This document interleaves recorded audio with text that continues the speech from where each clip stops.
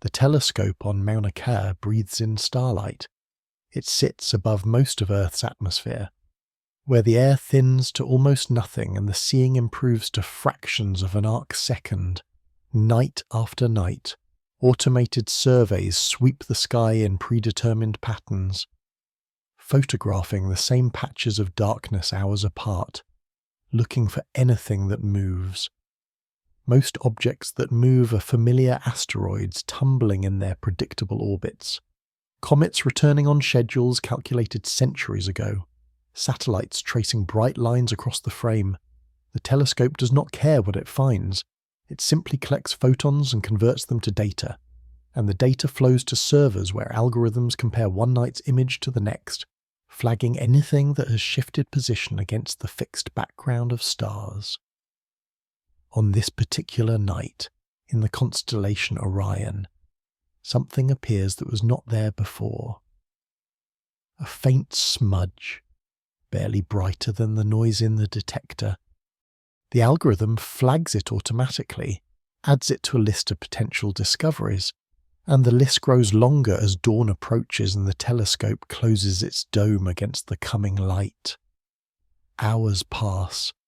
The data moves through preliminary reduction pipelines. By the time a human astronomer reviews the flagged detections, the sun has risen over the Pacific, and the object, whatever it is, has continued moving through space at a velocity no one has yet calculated. The astronomer sees the smudge in 3 consecutive frames, spaced 2 hours apart. The motion is clear, definite. The position shifts in a straight line across the starfield, and this linearity suggests something distant, something moving fast enough that Earth's rotation does not curve its apparent path during the brief observation window. The astronomer runs preliminary astrometry, measuring the object's coordinates in each frame, feeding those measurements into orbit determination software that considers thousands of possible trajectories. Most asteroids and comets follow elliptical paths bound to the Sun.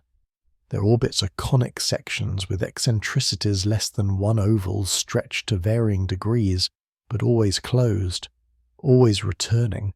This object's preliminary orbit suggests something different. The eccentricity value exceeds 1. The trajectory is hyperbolic, not an ellipse but an open curve, a path that enters the solar system once and leaves forever.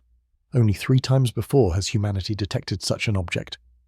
Oumuamua in 2017, 2I/Borisov in 2019, and now this, a third confirmed interstellar visitor. The astronomer types quickly, drafting an electronic telegram to the Minor Planet Center, the clearinghouse for all solar system discovery announcements. The message includes coordinates, brightness measurements, preliminary motion vectors. Within minutes of submission, other observatories receive the alert. Telescopes in Chile, Spain, Arizona, anywhere night has fallen, begin slewing toward Orion, searching for the faint moving smudge that has travelled for millions of years just to pass through this particular moment in human awareness. The name comes later. Assigned according to convention, 3I/Atlas. The 3I designates it as the third confirmed interstellar object. Atlas references the survey system that found it Asteroid Terrestrial Impact Last Alert System, a network designed to find dangerous near-Earth asteroids, but equally capable of finding visitors from beyond. The designation carries no poetry, it is simply a catalogue entry, a way of referring to something that has no intrinsic name because it formed in a place where names do not exist and travelled through regions where language has never been spoken. In the nights that follow, more observations accumulate. The object brightens slightly as it approaches the Sun, though it remains faint magnitude 17, 18, visible only to large telescopes equipped with sensitive detectors. Spectroscopy begins. Prisms and diffraction gratings split the comet's faint light into component wavelengths, revealing absorption lines that correspond to specific molecules in the comet's atmosphere: water, carbon monoxide, simple organics. The spectral signatures look normal at first glance, consistent with comets born in the outer solar system. but subtle differences emerge in the line strengths. The ratios between different molecular species, something about the chemistry feels slightly wrong, not impossible, just unexpected. Like hearing a familiar song played in a key that does not quite match memory. Astronomers begin sharing data. Conferences calls connect researchers across continents and time zones. Someone calculates the object's velocity relative to the local standard of rest, the average motion of stars in the Sun's galactic neighbourhood. The comet moves at 28 kilometers per second in the galactic reference frame, fast enough to escape the Sun's gravity permanently but not unusually fast by interstellar standards. It arrived from the direction of Lyra, roughly speaking, though tracing the trajectory back millions of years becomes speculative. Galactic rotation curves the path. The object has circled the Milky Way's centre perhaps 20 times since its formation, drifting slowly through the disk, occasionally passing through spiral arms where star density increases and gravitational perturbations nudge trajectories in unpredictable ways. No one knows where it formed. The birthplace could be a stellar system that no longer exists, the parent star having exhausted its fuel and dispersed its outer layers into a planetary nebula, leaving behind a cooling white dwarf and scattering its cometary debris into the galaxy's general population. Or perhaps the comet formed in a system still intact, ejected billions of years ago during the early chaos of planetary migration, when giant worlds moved inward and outward through their birth disks, flinging smaller bodies into interstellar space at speeds sufficient to overcome stellar gravity. These ejections happen rarely to any individual comet, but commonly across billions of stars.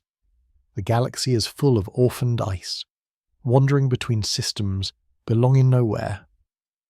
The observation window is brief.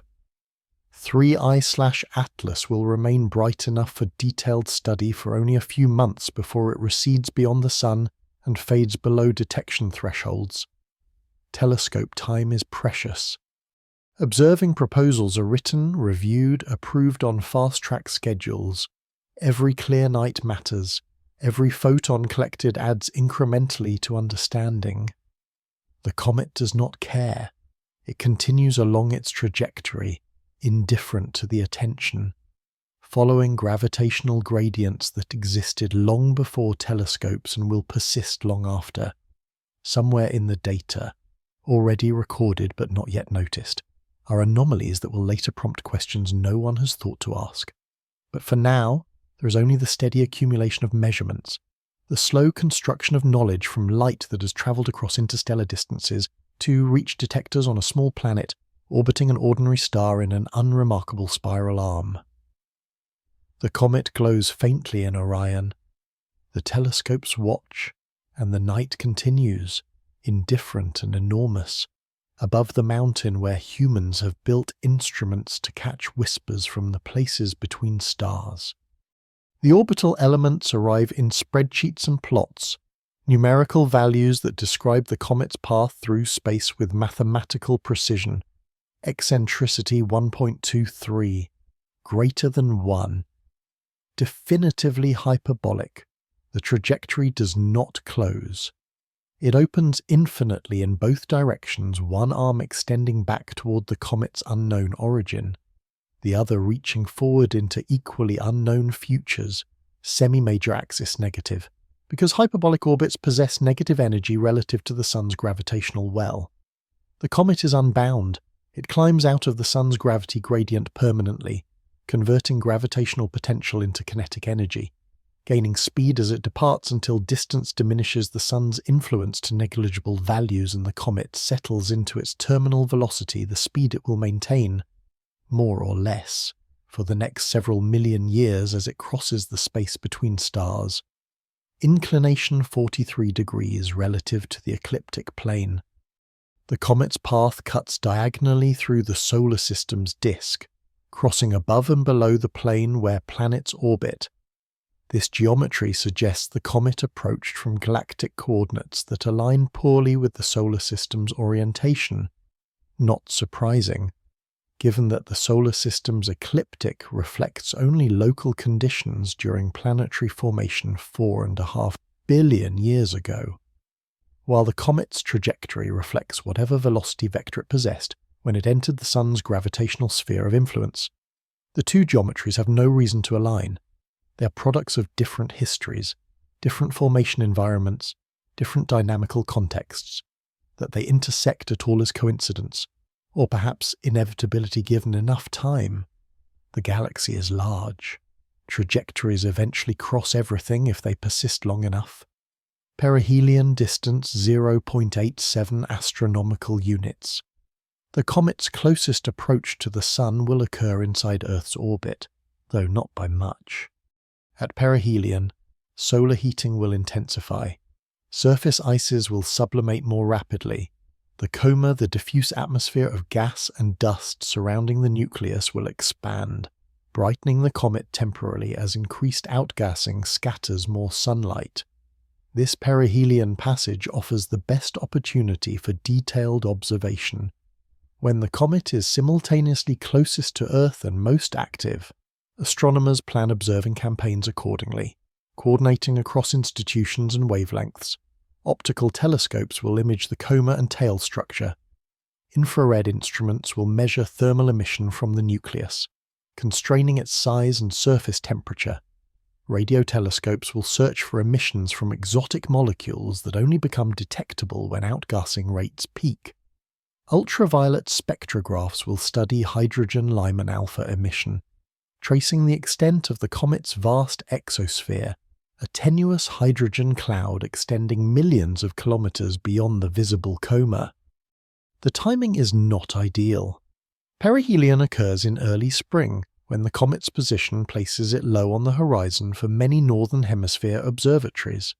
Southern telescopes gain better access, and observing proposals migrate accordingly toward Chilean and Australian facilities. But even ideal geometry cannot overcome fundamental limitations. The comet remains faint magnitude 16, at best requiring large aperture instruments and long integration times. Detailed spectroscopy becomes challenging. Each spectrum requires hours of exposure. Collecting enough photons to achieve signal-to-noise ratios adequate for identifying individual molecular lines. Weather matters more than usual. Cloud cover wastes irreplaceable nights. Equipment failures delay observations that cannot be postponed. The comet will not wait. It moves at 30 kilometers per second relative to Earth, covering the distance from Earth to Moon every 3 hours, indifferent to human logistics. Trajectory reconstructions extend backward in time, tracing the comet's path through decades, centuries, millennia. The calculation requires considering gravitational influences from the Sun and planets, plus relativistic corrections, plus perturbations from the galactic tide, subtle forces that become significant over mega-year timescales. Numerical integrations run on university computing clusters, propagating the orbit backward through ephemerides that record planetary positions across deep time. 10,000 years ago, the comet was approaching the outer solar system, still too distant and cold to develop any coma. 100,000 years ago, it was crossing the heliopause, the boundary where the solar wind's pressure balances interstellar medium density, entering the Sun's gravitational influence for the first time, though still light years from perihelion. 1,000,000 years ago, it was between stars, following a trajectory determined by its last close stellar encounter, whenever and wherever that occurred. The uncertainty grows rapidly with distance into the past. Small measurement errors in current position and velocity propagate exponentially backward, branching into probability clouds that expand to encompass volumes measured in cubic parsecs. Beyond a few million years, trajectory reconstruction becomes speculative. The comet could have originated from almost any direction within a broad swath of the galaxy. It could have passed near dozens of stellar systems, receiving gravitational assists that altered its path unpredictably. It could have formed in any of 1,000,000 stellar nurseries active during the relevant epoch. The data does not constrain origin, it only confirms arrival. some researchers attempt statistical approaches. They model the galactic distribution of stars likely to host planetary systems capable of ejecting comets into interstellar space. They calculate encounter probabilities, assuming 3 I/Atlas has travelled for some characteristic time, say 10 million years at some characteristic velocity, say 30 kilometers per second.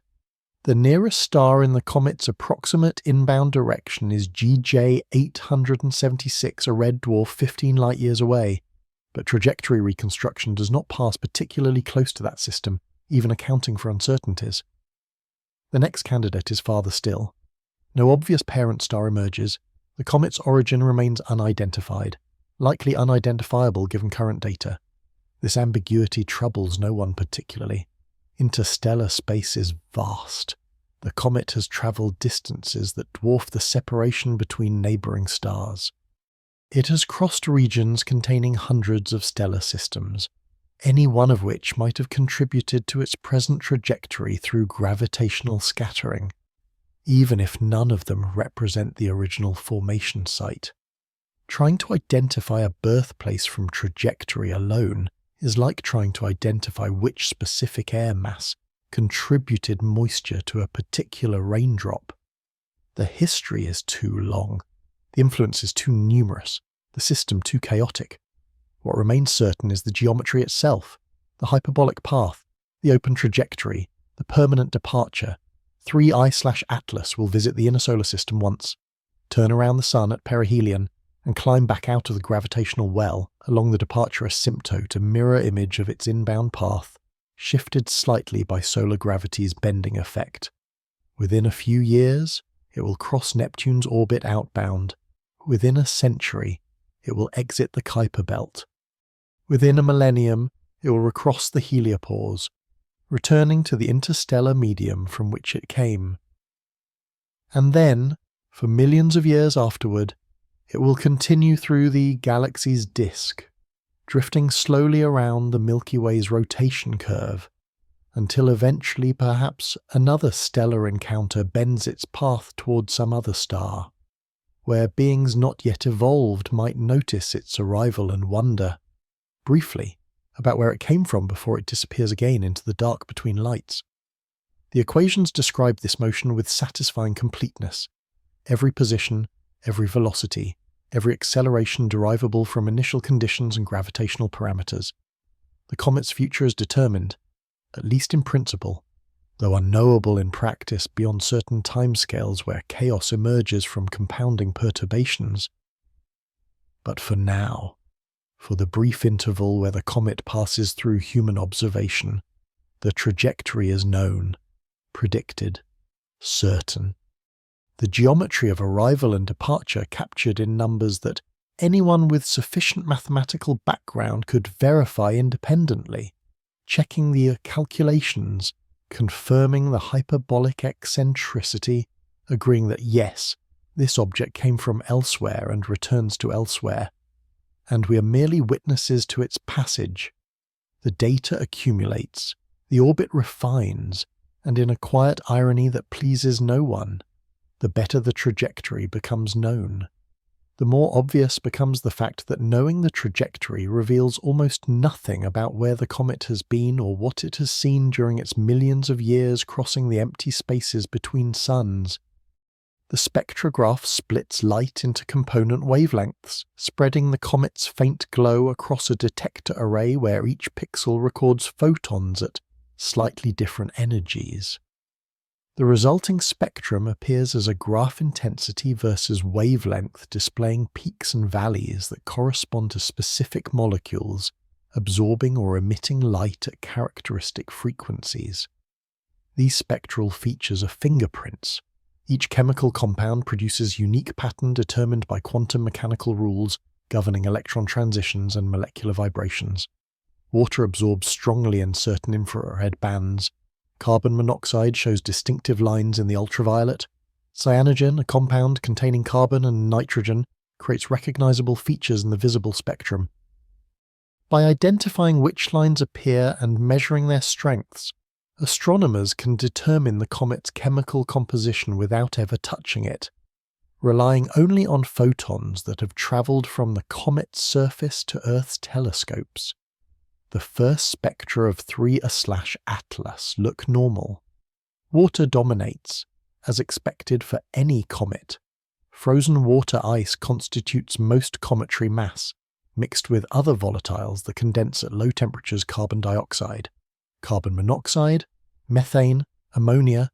These molecules formed in cold environments where temperatures dropped below their respective freezing points, allowing them to condense from gas into solid ice that accreted into larger bodies during the era of planetary formation.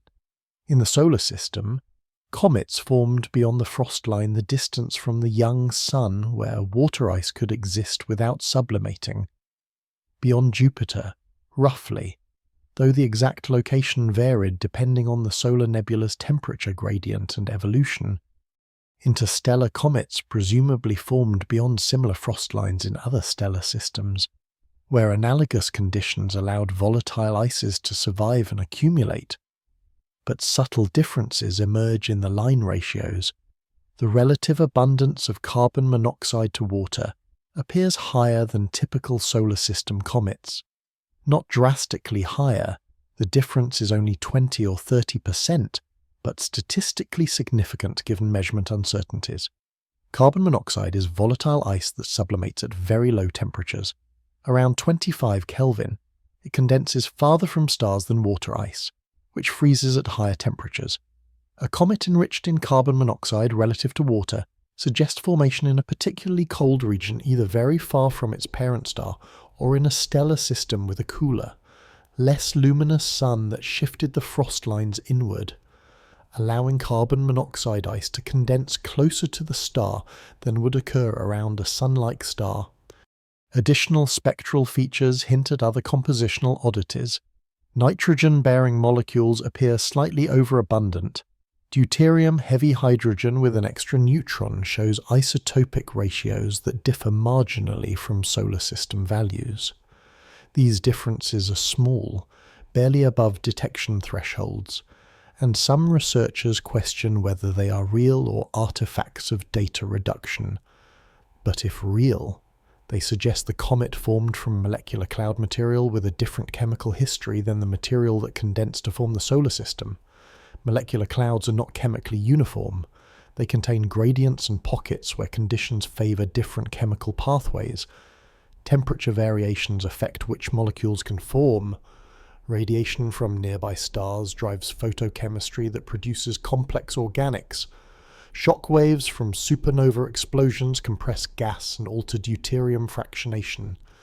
The cloud that eventually collapsed to form the Sun and planets was one particular sample of interstellar material, and 3I/Atlas formed from a different sample, perhaps similar, perhaps subtly different, depending on local conditions that prevailed wherever and whenever its parent stellar system condensed from galactic gas. Organic molecules appear in the spectra too, simple hydrocarbons, formaldehyde, methanol. These compounds are common in space, forming on dust-grained surfaces through reactions between simpler molecules adsorbed onto cold silicate and carbon substrates. In molecular clouds, where temperatures drop to 10 or 15 Kelvin, even hydrogen molecules freeze onto grain surfaces, where they can react with carbon monoxide to produce formaldehyde, or with nitrogen to produce ammonia. These grain surface reactions occur slowly, one reaction per grain surface per 1,000 years. Perhaps, but molecular clouds persist for millions of years, and grain surfaces are numerous. So complex organic chemistry accumulates over time. When molecular cloud material collapses to form stars and planets, these organics are incorporated into comets, where they remain frozen and preserved until the comet approaches a star and surface ices begin to sublimate, releasing trapped organics into the coma where spectroscopy can detect them. Some of the organic lines in 3A/Atlas's spectrum do not match known compounds. Unidentified features appear at wavelengths where no catalogued molecule absorbs. These features are weak, barely above noise, but persistent across multiple observations. They could represent complex organics not yet synthesized in terrestrial laboratories. They could be known molecules in unusual excitation states produced by solar ultraviolet radiation. They could be measurement artifacts, misidentifications, coincidences. Laboratory astrochemists begin searching for candidate molecules that might produce the observed features, mixing volatile ices in vacuum chambers, irradiating them with ultraviolet lamps, measuring the resulting spectra. Some matches emerge, some do not. The unidentified lines remain unidentified, catalogued as anomalies, requiring further investigation that may or may not occur depending on whether anyone secures funding to pursue them. The nucleus itself remains unresolved in images. Even the largest telescopes cannot distinguish the solid body at the comet's centre from the surrounding coma. Photometry suggests the nucleus is small, perhaps a kilometre or two in diameter based on how much sunlight it reflects. But measuring albedo requires assumptions about surface composition, which is uncertain. If the surface is bright, icy, reflective like fresh snow, the nucleus might be smaller. If the surface is dark, carbon-rich, absorbing like asphalt, the nucleus might be larger. Most cometary nuclei are dark albedos around 4%, similar to coal because solar radiation gradually destroys surface ices, leaving behind a lag deposit of non-volatile organic residues and silicate dust that darkens with time and radiation exposure. But 3I/Atlas has never visited the inner solar system before. Its surface might be pristine, unevolved, reflecting its original composition before thermal processing altered surface properties. Rotation period remains uncertain. Light curve observations show brightness variation suggesting the nucleus is tumbling, but the periodicity is unclear. Some nights the brightness changes on timescales of hours, other nights it remains steady. This variability might reflect complex rotation about multiple axes, a tumbling motion, rather than simple spinning, or it might indicate surface heterogeneity, with bright and dark patches that produce different reflected light levels depending on orientation.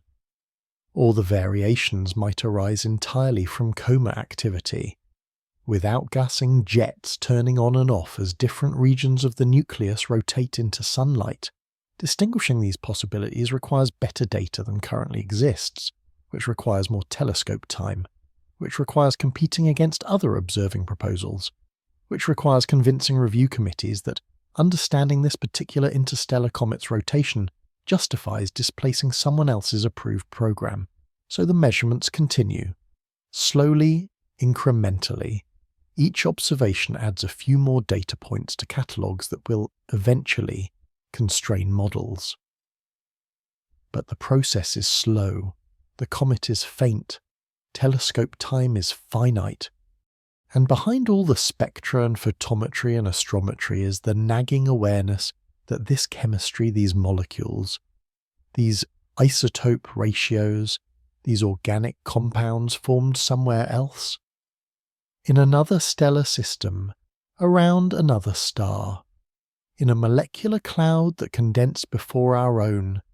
The light currently being analysed left molecules that formed in conditioned humanity can only infer, travelling through space that contains, on average, 1 atom per cubic centimetre, until arriving here by pure chance where instruments happen to exist capable of detecting it and minds happen to exist curious about what the detection means. The spectrograph continues exposing, photons continue arriving, and somewhere in the accumulating data is information about a place and time that no longer exists, if it ever did, encoded in emission lines that require translation from wavelengths to chemistry to formation conditions to astrophysical context, a chain of inference that grows weaker with each link but remains, for now, the only connection available between here and there. The catalogue of interstellar visitors remains sparse. Before 2017 it contained 0 confirmed entries.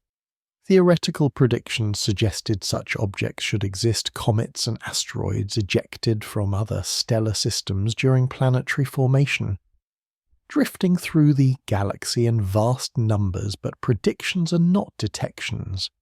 The galaxy could be full of interstellar debris and humanity would not know because the objects are small, dark, and fast-moving, passing through the inner solar system too quickly for discovery by surveys optimized for finding slow-moving near-Earth asteroids. Then Oumuamua appeared, tumbling through the inner solar system on a hyperbolic trajectory, and the catalogue gained its first entry. 2 years later, 2I/Borisov followed a more conventional comet, actively outgassing, displaying a visible coma and tail, and now 3I/Atlas, 3 confirmed interstellar objects detected in 8 years, a rate that suggests either humanity's detection capabilities have recently crossed some threshold where such discoveries become possible, or the rate of interstellar visitors has increased, though the latter seems unlikely given that dynamical processes ejecting comets into interstellar space operate on timescales of millions to billions of years, not decades. Oumuamua remains the strangest. Its light curve showed extreme brightness variations, suggesting an elongated shape length to width ratio of at least 10:1, possibly higher. No comet or asteroid in the solar system displays such extreme elongation. Theories proliferated. Perhaps Oumuamua was a shard of ice, fractured from a larger body during a collision, and subsequently elongated through sublimation that preferentially eroded the narrow dimensions. Perhaps it was a fragment of a tidally disrupted comet, stretched by close passage to a star or planet before being ejected into interstellar space. Perhaps it was, and here speculation entered less comfortable territory, an artificial object, a probe or derelict spacecraft sent from another civilization, tumbling through the galaxy after completing or failing whatever mission it was designed to perform. This last hypothesis gained media attention disproportionate to its scientific support. Most astronomers favoured natural explanations, but Oumuamua's unusual geometry and unexpected acceleration as it departed the solar system, a slight excess velocity consistent with outgassing but detected in an object showing no visible coma, left enough ambiguity that the question remained unresolved when Oumuamua faded beyond detection range. 2I/Borisov provided reassuring normalcy. It looked like a comet. It behaved like a comet. Spectroscopy detected familiar molecules: water, carbon monoxide, cyanogen in ratios broadly consistent with solar system comets, though with some compositional differences suggesting formation in a slightly different environment. Its nucleus appeared to be a few hundred meters in diameter, larger than 3I/Atlas, but still small by cometary standards. It developed a visible tail. It fragmented as it approached perihelion, breaking into multiple pieces under thermal stress, a process commonly observed in solar system comets and interpreted as evidence for weak internal structure, with the nucleus being more a loosely consolidated rubble pile than a single coherent body. 2I/Borisov's ordinariness was scientifically valuable. It demonstrated that not all interstellar objects are anomalous, that comet formation processes elsewhere in the galaxy can produce results similar to comet formation here, that the solar system is not uniquely configured to produce icy bodies. 3I/Atlas occupies a middle position, not as strange as Oumuamua, not as familiar as Borisov. Its spectrum shows differences, but subtle ones. Its trajectory is clearly hyperbolic, but not extremely so. The excess velocity at infinity is modest, suggesting the comet has not been accelerated by close stellar encounters or other unusual dynamical events. Its size appears typical. Its rotation seems complex, but not impossible. It is, in most measurable ways, an ordinary comet that happens to originate from outside the solar system, which raises questions about ordinariness itself. If comets formed around other stars resemble comets formed around this star, does that imply comet formation is a universal process? governed by physical laws that produce similar outcomes regardless of local conditions? Or are the apparent similarities superficial, masking deeper differences in formation history, chemical pathways, and evolutionary trajectories that would only become apparent with better data? The detection rate of interstellar objects is increasing, but only because survey capabilities are improving.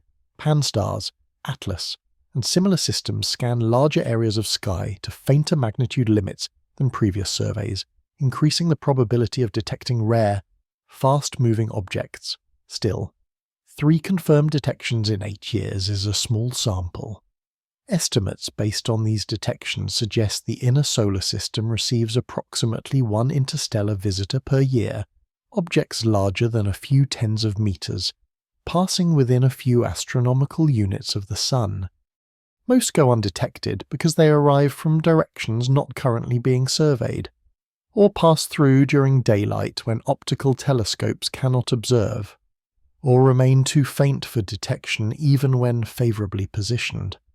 The true rate could be higher or lower by factors of several. Uncertainties remain large when extrapolating from 3 data points. Theories of planetary system formation predict ejection rates that, when integrated across all stellar systems in the galaxy, produce interstellar object densities consistent with observations, though the agreement has large error bars during the early chaotic phase of planetary formation, when giant planets migrate inward or outward through debris disks. Gravitational interactions fling smaller bodies into eccentric orbits. Some fall into the star, some crash into planets, some settle into stable orbits that persist for billions of years, and some gain enough velocity to escape the stellar system entirely, ejected into interstellar space where they drift through the galaxy essentially forever, unless they happen to pass close to another star. These ejection events are common during planetary formation. Each stellar system might eject billions of comets and asteroids into interstellar space, but rare from the perspective of any individual body. Most comets remain bound to their parent star. Only a small fraction achieve escape velocity. The question of how many interstellar objects currently reside in the Oort cloud, the vast spherical shell of comets surrounding the solar system at distances of thousands of astronomical units, remains unanswered. Some fraction of the Oort cloud's population must consist of captured interstellar comets, gravitationally bound by the Sun after passing close enough during low-velocity encounters. Estimates vary wildly.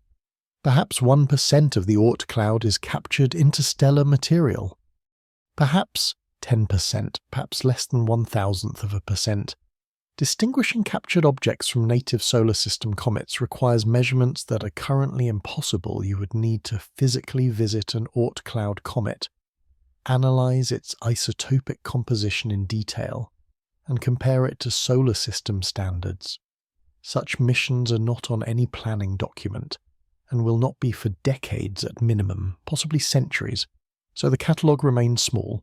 3 entries, each with incomplete data, each raising questions that cannot yet be answered with available observations. And underlying all 3 is the awareness that they represent samples from a vast population, billions or trillions of similar objects drifting through the galaxy, unobserved and unobservable, carrying chemical and dynamical information about stellar systems that may no longer exist in any recognizable form. Every few years, one passes close enough to the Sun that Earth's telescopes can detect it briefly before it disappears back into interstellar space.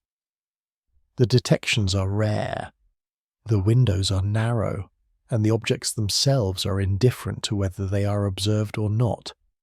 Having travelled for millions of years before arriving and continuing for millions of years after departing, their trajectories determined by gravity and initial conditions, their compositions reflecting formation environments that cannot be revisited, their existence testifying to processes that operate across the entire galaxy with patient, indifferent persistence. The telescope arrays continue scanning. Algorithms continue flagging moving objects. And occasionally, very occasionally, the flags indicate something arriving from elsewhere, passing through, leaving again, adding one more entry to a catalogue that grows slowly, incrementally, with each detection raising as many questions as it answers. The trajectory extends backward through time like a thread pulled through the galaxy's fabric. Numerical integrations propagate the comet's motion in reverse, accounting for gravitational perturbations from the Sun, planets, and the galactic tide, the differential gravitational force arising from the Milky Way's non-uniform mass distribution. Going backward 1,000 years presents few difficulties. The comet was approaching from the direction of the constellation Lyrae, still many astronomical units distant, its velocity almost entirely determined by its initial interstellar speed, plus the gradual acceleration from the Sun's gravity well. Planetary perturbations were negligible at those distances. The trajectory is well constrained. 10,000 years ago, the comet was crossing the scattered disk, the region beyond the Kuiper belt, where objects orbit on highly eccentric and inclined paths. Remnants of the solar system's formation era scattered outward by gravitational interactions with Neptune. At that epoch, 3I/Atlas was already moving faster than solar escape velocity at its current distance, already unbound, already committed to its hyperbolic trajectory, even though perihelion still lay thousands of years in the future. It was cold then, surface temperature perhaps 30 Kelvin, barely above the cosmic microwave background. No outgassing, no coma, just a dark, frozen body drifting inward, indistinguishable from countless other small objects scattered through the outer solar system except for the velocity vector that marked it as foreign. 100,000 years ago, the comet was near the heliopause, the boundary region where the solar wind's pressure balances the interstellar medium's ram pressure. This boundary is not sharp. It fluctuates depending on solar activity and local interstellar medium density, but roughly 100 astronomical units from the Sun. The comet crossed from interstellar space into the Sun's gravitational sphere of influence. At that moment, if moments can be assigned to continuous processes, the comet became a solar system object, at least temporarily. Its trajectory began curving inward, deflected by solar gravity from whatever path it had been following through this galaxy. The stars visible from the comet's surface, if anyone had been present to observe them, would have shown different constellations than visible from Earth, perspective shifting the familiar patterns into unrecognizable configurations.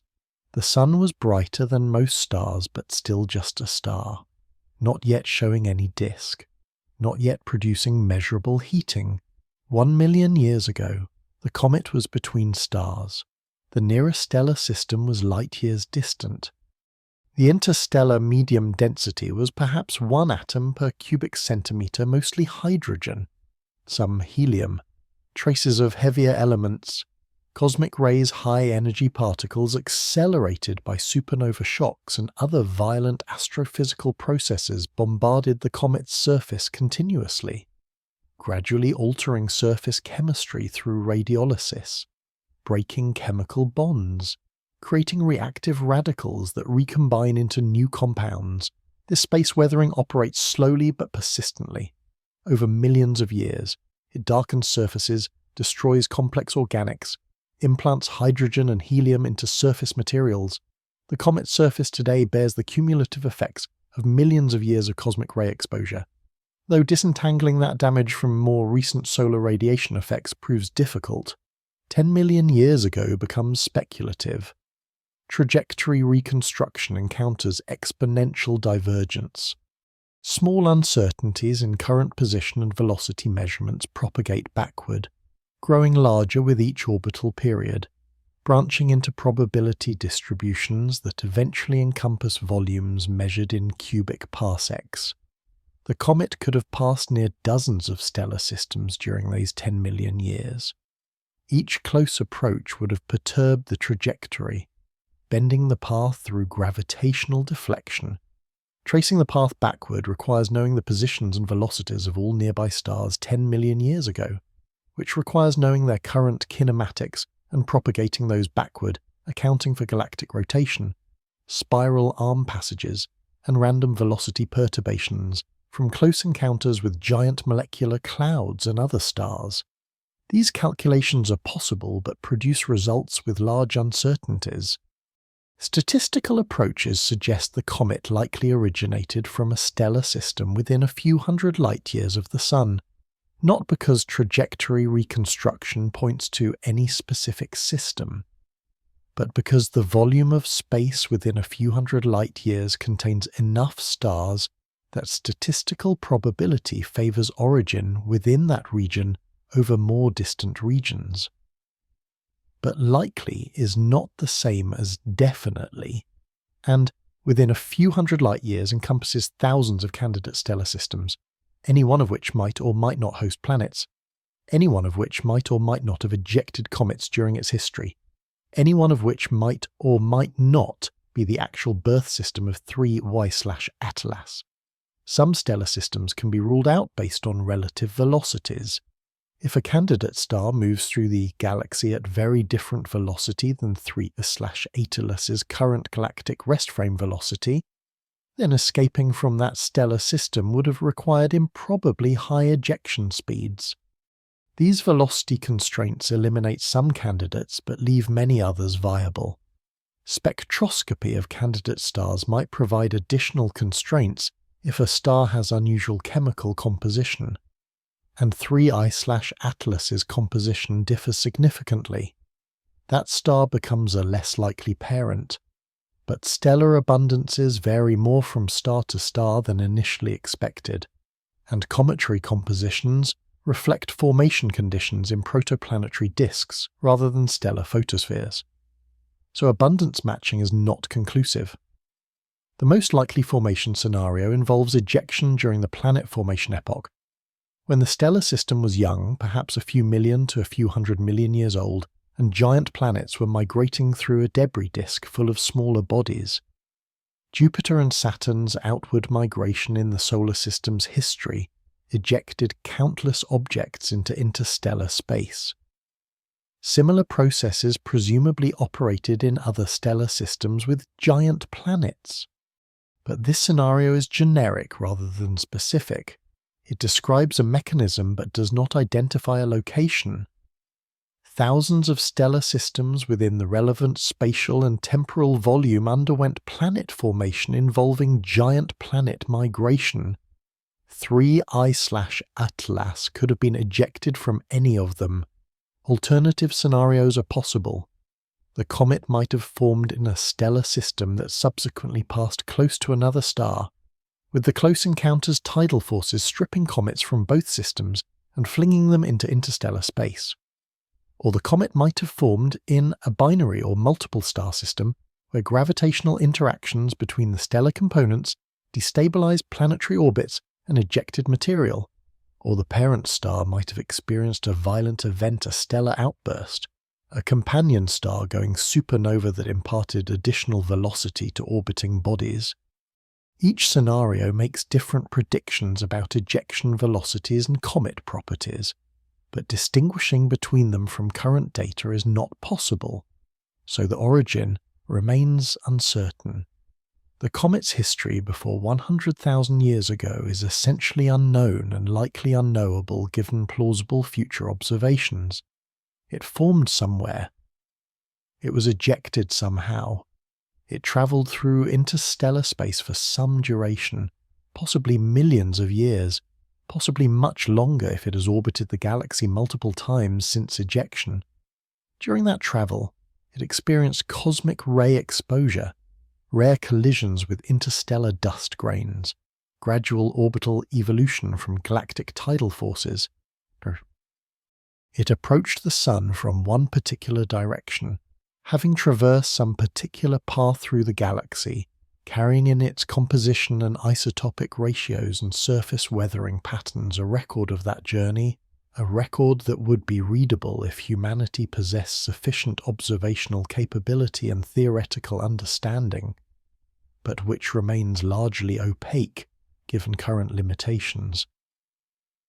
The integrations continue running on computing clusters, propagating the orbit backward and forward, exploring parameter space, calculating probability distributions, and the results confirm what was already suspected, that the comet came from elsewhere, travelled for a long time, and arrived here by chance, and that knowing these facts reveals almost nothing about the specific details of where and when and how it formed, or what it experienced during the vast stretches of time between formation and detection. The galaxy is large, the comet is small, and the thread connecting one to the other, pulled taut across millions of years and hundreds of light years, is too thin to follow very far before it disappears into darkness. The spectroscopic analysis deepens as more observation time accumulates. Each spectrum is a mosaic of molecular absorption and emission features superimposed on reflected sunlight's continuous background. Waterlines dominate, as expected, but the detailed structure reveals information beyond simple presence or absence. The ratio of deuterated water, HDO. Where one hydrogen is replaced by deuterium to normal water provides a measure of deuterium fractionation. This ratio varies depending on formation temperature. In very cold environments, chemical kinetics favour deuterium incorporation into water molecules at rates higher than the deuterium to hydrogen ratio in the surrounding gas. Measuring HDO/H2O ratios in comets thus constrains formation temperatures, at least in principle. 3I/Atlas shows a deuterium enrichment slightly lower than typical solar system comets. The difference is subtle, perhaps 20% lower, but statistically significant across multiple observations. Solar system comets display HDO/H2O ratios about twice the value measured in Earth's oceans, which themselves show enrichment relative to the Sun's photosphere. This enrichment pattern reflects the cold temperatures in the outer solar nebula where comets formed. Temperatures around 30 to 40 Kelvin allow deuterium fractionation reactions to proceed efficiently on grain surfaces and in gas phase chemistry, but 3I/Atlas's lower deuterium ratio suggests either formation at slightly warmer temperatures, perhaps 40 to 50 Kelvin, or formation from molecular cloud material that was less deuterium enriched than the material that formed the solar system. Both interpretations have implications. Warmer formation temperatures might indicate the comet formed closer to its parent star, or that its parent star was more luminous than the Sun. Lower initial deuterium abundance might indicate formation from a different region of the galaxy where cosmic ray flux, supernova proximity, or other environmental factors influenced the molecular cloud's chemical evolution differently. Carbon monoxide abundance continues to appear anomalously high. Multiple independent spectroscopic observations confirm the excess CO/H2O ratios, perhaps 30% higher than solar system comet averages. Carbon monoxide freezes out at very low temperatures, around 25 Kelvin. Its presence in high abundance suggests either formation in extremely cold regions or storage in locations where sublimation losses remained minimal during the comet's history. Some solar system comets show similarly high CO abundances, particularly those originating from the Oort cloud, which formed in the outer regions of the solar nebula and were subsequently scattered to large heliocentric distances where they remained frozen for billions of years. But even among Oort cloud comets, 3I/Atlas's CO abundance is on the high end of observed values. Nitrogen chemistry presents additional puzzles. Molecular nitrogen in 2 is difficult to detect directly because it lacks a permanent dipole moment and thus produces no rotational spectrum at radio wavelengths. But nitrogen-bearing molecules like ammonia, hydrogen cyanide, and cyanogen can be detected, and their abundances constrain the nitrogen budget. 3I/Atlas shows elevated cyanogen CN in its coma, suggesting either high nitrogen abundance or efficient chemical pathways converting nitrogen into CN radicals when ices sublimate. Cyanogen forms through photodissociation of larger molecules like hydrogen cyanide or through reactions involving atomic nitrogen and hydrocarbon radicals. Its presence indicates active photochemistry driven by solar ultraviolet radiation, breaking molecular bonds and creating reactive species that recombine into observable products. Organic molecules appear throughout the spectrum. Formaldehyde H2 shows clearly, produced either by sublimation of formaldehyde ice or by gas phase oxidation of methanol. Methanol itself appears in multiple absorption features, its abundance suggesting formation through grain surface reactions in the molecular cloud environment where the comet's ices originally condensed. More complex organics remain tentatively detected: ethane, acetylene, perhaps polycyclic aromatic hydrocarbons, though the latter's spectral features overlap with noise and other molecular signatures, making definitive identification difficult.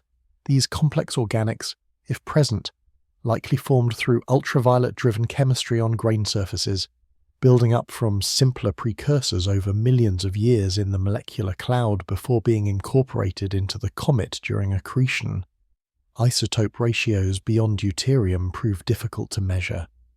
Carbon-13 to carbon-12 ratios require high-resolution spectroscopy of carbon monoxide or other carbon-bearing molecules, distinguishing isotopolog lines separated by small wavelength shifts. The comet's faintness limits achievable signal-to-noise ratios. Preliminary measurements suggest carbon isotope ratios consistent with solar system values within uncertainties. But the uncertainties are large enough that significant deviations cannot be ruled out. Nitrogen-15 to nitrogen-14 ratios face similar challenges. Oxygen isotopes 16, 17, 18 show hints of differences compared to solar system standards.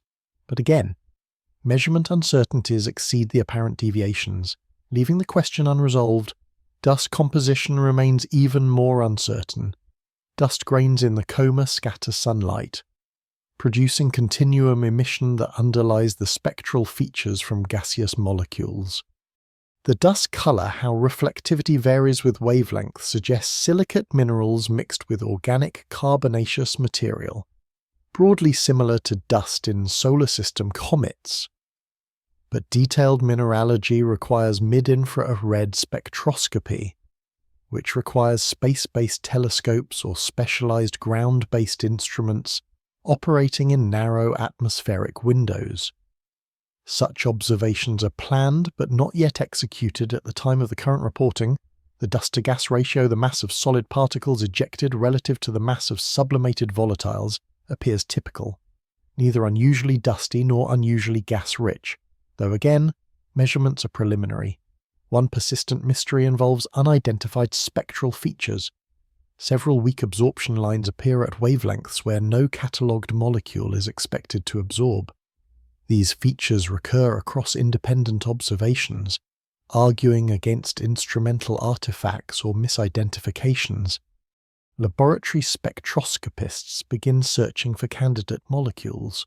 Complex nitrogen-bearing organics become a focus compounds like amino acids, nucleotide bases, or more exotic structures that might form in irradiated ices. Some laboratory experiments produce spectral features roughly matching the observations, but the matches are imperfect.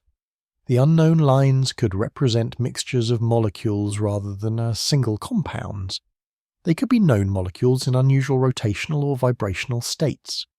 They could be molecules that have never been synthesized terrestrially, requiring conditions extreme cold, hard vacuum, persistent radiation fields that are difficult to replicate in laboratories, or they could be noise, statistical fluctuations that happen to appear line-like, cosmic rays striking the detector during integration, atmospheric emission lines imperfectly subtracted during data reduction, ghosts or scattered light within the spectrograph's optics.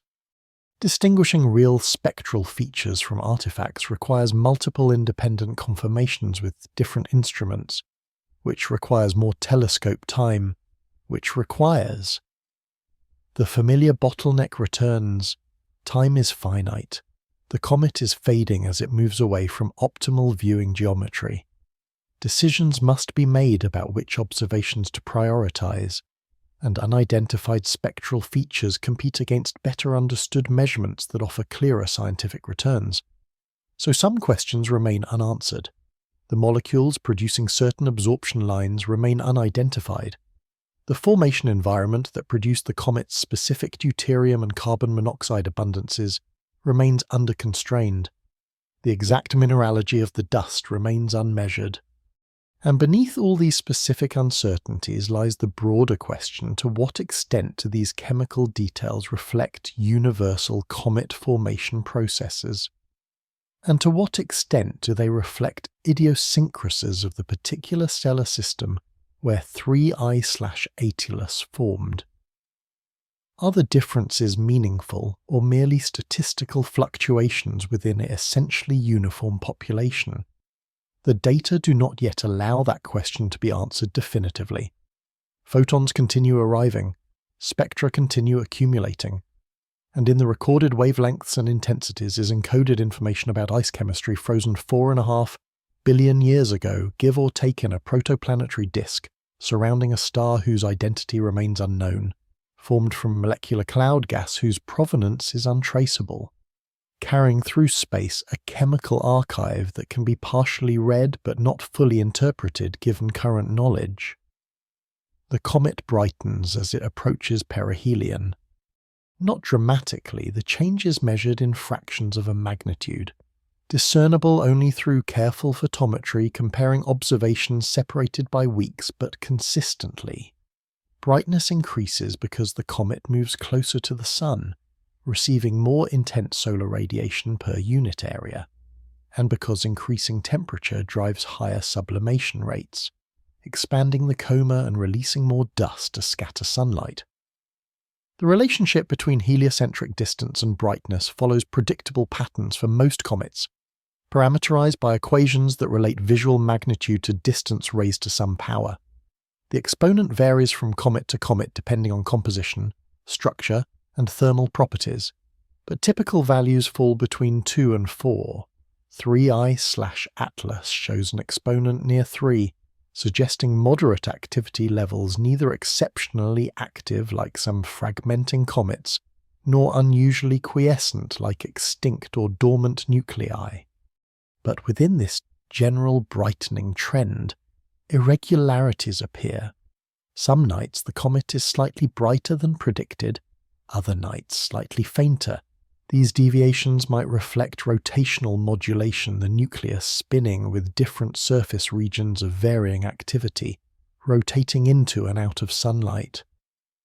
Or they might indicate discrete outgassing events, jets of sublimating ice suddenly becoming active as fresh material gets exposed by surface erosion, or as subsurface pockets of volatile ice reach temperatures sufficient to trigger runaway sublimation. Solar system comets frequently display such outbursts. Unpredictable brightness increases lasting hours to days before fading back to baseline levels. 3I/Atlas's variations are subtler, lacking the dramatic outbursts of some solar system comets, but present nonetheless. As the comet crosses 1 astronomical unit Earth's orbital distance, something unexpected occurs. The brightness increase accelerates slightly, exceeding predictions based on the previously established trend. Simultaneously, spectroscopy detects enhanced carbon monoxide emission, suggesting increased CO sublimation rates disproportionate to water. Sublimation increases. This non-uniform outgassing creates a thrust force, a rocket effect where sublimating gas carries momentum away from the nucleus, producing a reaction force that slightly alters the comet's trajectory. The effect is small, accelerations are measured in microns per second squared, but integrated over weeks and months. This non-gravitational force produces measurable trajectory deviations. Non-gravitational forces are well known in cometary science. They complicate orbit determination because the comet's path no longer follows a pure gravitational trajectory. Instead, the motion includes contributions from outgassing thrust, which depend on sublimation rates, which depend on solar heating, which depends on the nucleus's rotation state and surface properties. Modelling these forces requires assumptions about where on the nucleus outgassing occurs, at what rates, and in what directions relative to the comet's velocity vector. Different assumptions yield different predicted trajectory modifications. Fitting observational data to models helps constrain these parameters, but degeneracies exist. Multiple combinations of parameters can produce similar observational signatures. For 3I/Atlas, the non-gravitational acceleration appears asymmetric. The comet experiences more thrust when approaching perihelion than when receding from it, suggesting that thermal lag in the subsurface creates delayed outgassing responses. Solar heating penetrates below the surface over timescales of hours to days, warming subsurface ice that then sublimates and diffuses through overlying material before escaping into the coma. This process creates a time delay between peak solar heating and peak outgassing rates. The delay causes the outgassing thrust vector to point in directions that do not align with the Sun-Comet line, producing tangential as well as radial acceleration components. These components can either increase or decrease the comet's orbital energy depending on their orientation relative to the velocity vector. Detailed modeling suggests the acceleration is primarily radial, pointing away from the Sun, with a smaller transverse component in the direction of orbital motion. This configuration slightly increases the comet's orbital energy, which increases the hyperbolic excess velocity at infinity. The comet will leave the solar system slightly faster than purely gravitational calculations predict. The difference is small, perhaps a few meters per second, but measurable through precise astrometry accumulated over months of observation. This acceleration signature is consistent with sublimation-driven outgassing from a rotating nucleus with thermal inertia, producing delayed outgassing responses that peak after the subsolar point rotates past local noon.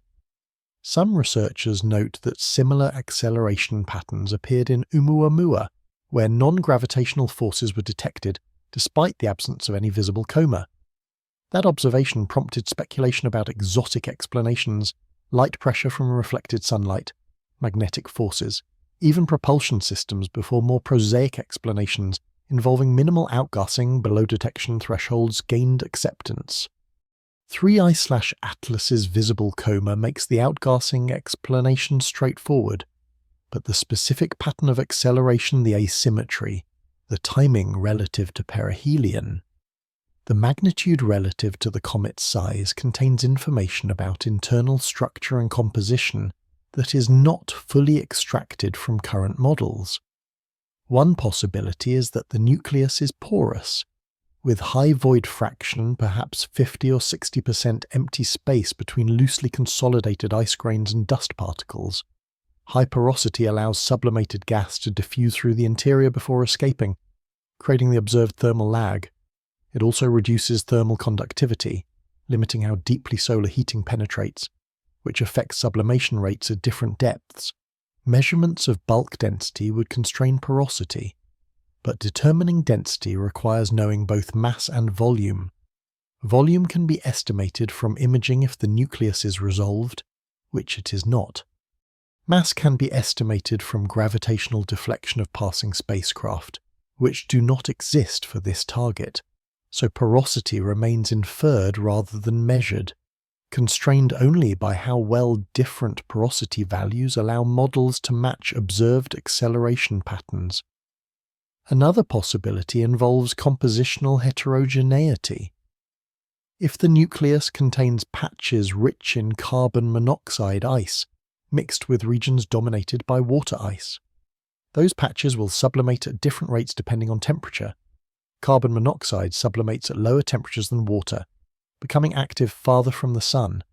As the comet approaches perihelion, co-rich regions might activate first, producing the observed early acceleration, while water-rich regions dominate at smaller heliocentric distances. This scenario predicts specific spectral signatures changing molecular abundance ratios as different surface regions become active that could be tested with time series spectroscopy. If sufficient observing time becomes available, the outgassing also produces a visible tail.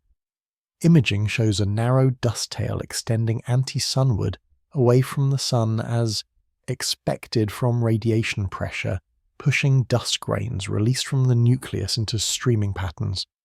The tail stretches for several 100,000 kilometers, visible in deep exposures though faint and diffuse. Detailed imaging reveals structure within the tail filaments and rays, suggesting discrete dust ejection events from localized sources on the nucleus. These features provide clues about rotation and active areas, though interpreting them requires modeling dust dynamics under solar radiation pressure and solar wind drag. Incorporating assumptions about grain sizes, densities, and ejection velocities. A fainter ion tail also appears, though barely. Ion tails form when solar ultraviolet radiation ionizes Comet molecules, creating charged particles that are swept away by the solar wind at high velocities. The ion tail points almost exactly anti-sunward, aligned with the Sun-Comet line. Because magnetic forces dominate over radiation pressure for charged particles, 3I/Attilus's ion tail is weak, suggesting relatively low ionization rates or low gas production rates compared to more active comets. The tail's faintness frustrates attempts at detailed spectroscopy, which would reveal which molecular ions are present and provide additional compositional constraints. So the comet approaches perihelion accompanied by growing activity. Sublimation rates increase. The coma expands. Dust and gas stream away into space, forming tails that stretch behind the nucleus like banners marking its passage through the inner solar system. And threaded through this activity are subtleties, asymmetries in acceleration, variations in molecular abundances, structural features in the tail, each one hinting at physical processes operating on and within the nucleus. Processes that could be understood better with more data, better models, more comprehensive theoretical frameworks. But the data remain finite, the models remain approximate, and the comet continues its approach, indifferent to how well or poorly humanity comprehends what it observes. The anomalies accumulate quietly in supplementary data tables and appendices to observing reports. Most are small deviations barely exceeding measurement uncertainties, features at the edge of detectability, patterns that could be real or could be noise. But their collective presence troubles some researchers who begin comparing notes across institutions, sharing unpublished data, looking for consistency across independent observations. One persistent anomaly involves the light curve. The comet's brightness varies on timescales of hours, which is expected for a rotating nucleus with surface heterogeneity. But the variation pattern is not perfectly periodic. Some cycles show deeper brightness minima than others, some show secondary dips that appear and disappear irregularly. Fitting a simple rotation model fails. Fitting a complex tumbling model with multiple rotation axes produces better agreement but requires numerous free parameters that are not well constrained by the data. Another anomaly appears in the spectroscopic time series. The ratio of carbon monoxide to water emission varies by factors of 2 or 3 between observations separated by only days. This variability exceeds what would be expected from measurement uncertainty or from simple rotational modulation. It suggests either that the nucleus has extreme compositional heterogeneity patches of almost pure CO ice adjacent to patches of water ice, or that the sublimation process is more dynamic than standard models predict, with active regions turning on and off unpredictably due to factors like surface crusting, crust breakthrough, or subsurface heat transport.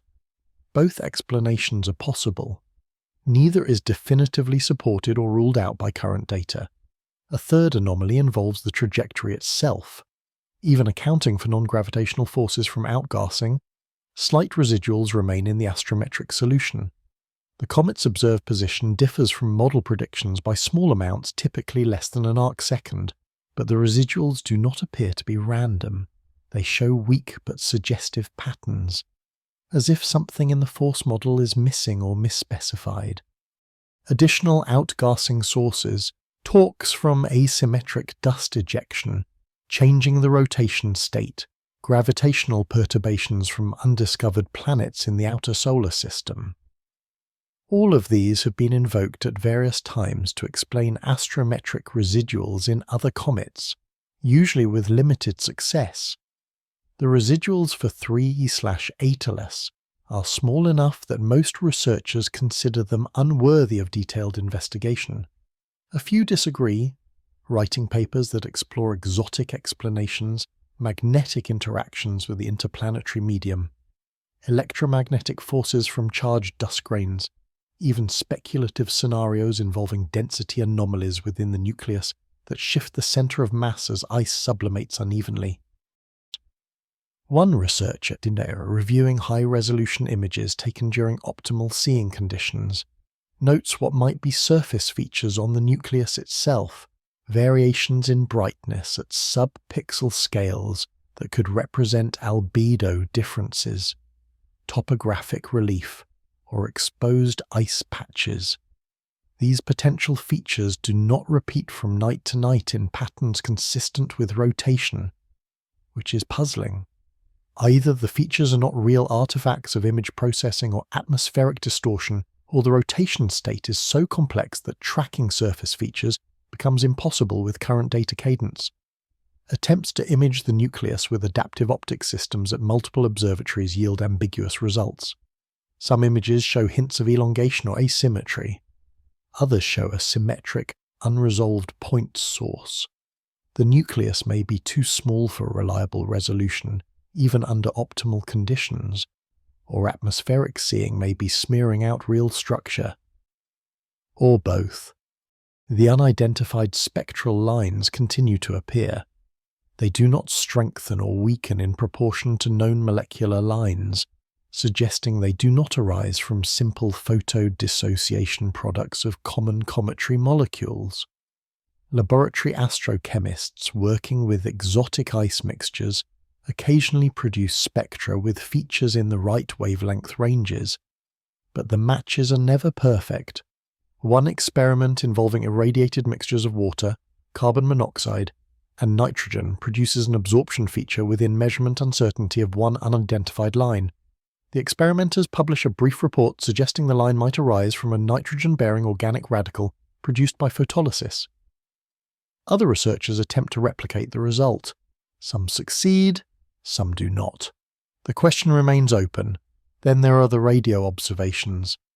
Several facilities conduct observations at centimeter wavelengths, searching for thermal emission from the nucleus and spectral lines from molecules like carbon monoxide, methanol, and formaldehyde. The thermal emission provides constraints on nucleus size and surface temperature. The molecular lines provide additional compositional information complementary to optical spectroscopy, but buried in the radio data are occasional weak signals at unexpected frequencies, narrow features lasting a few minutes to an hour before fading below detection thresholds. These transient signals could be interference from terrestrial sources, satellites, radar installations, electronic equipment generating radio frequency noise that leaks into the telescope receivers. Radio astronomy is plagued by such interference, and sophisticated algorithms exist to identify and flag contaminated data.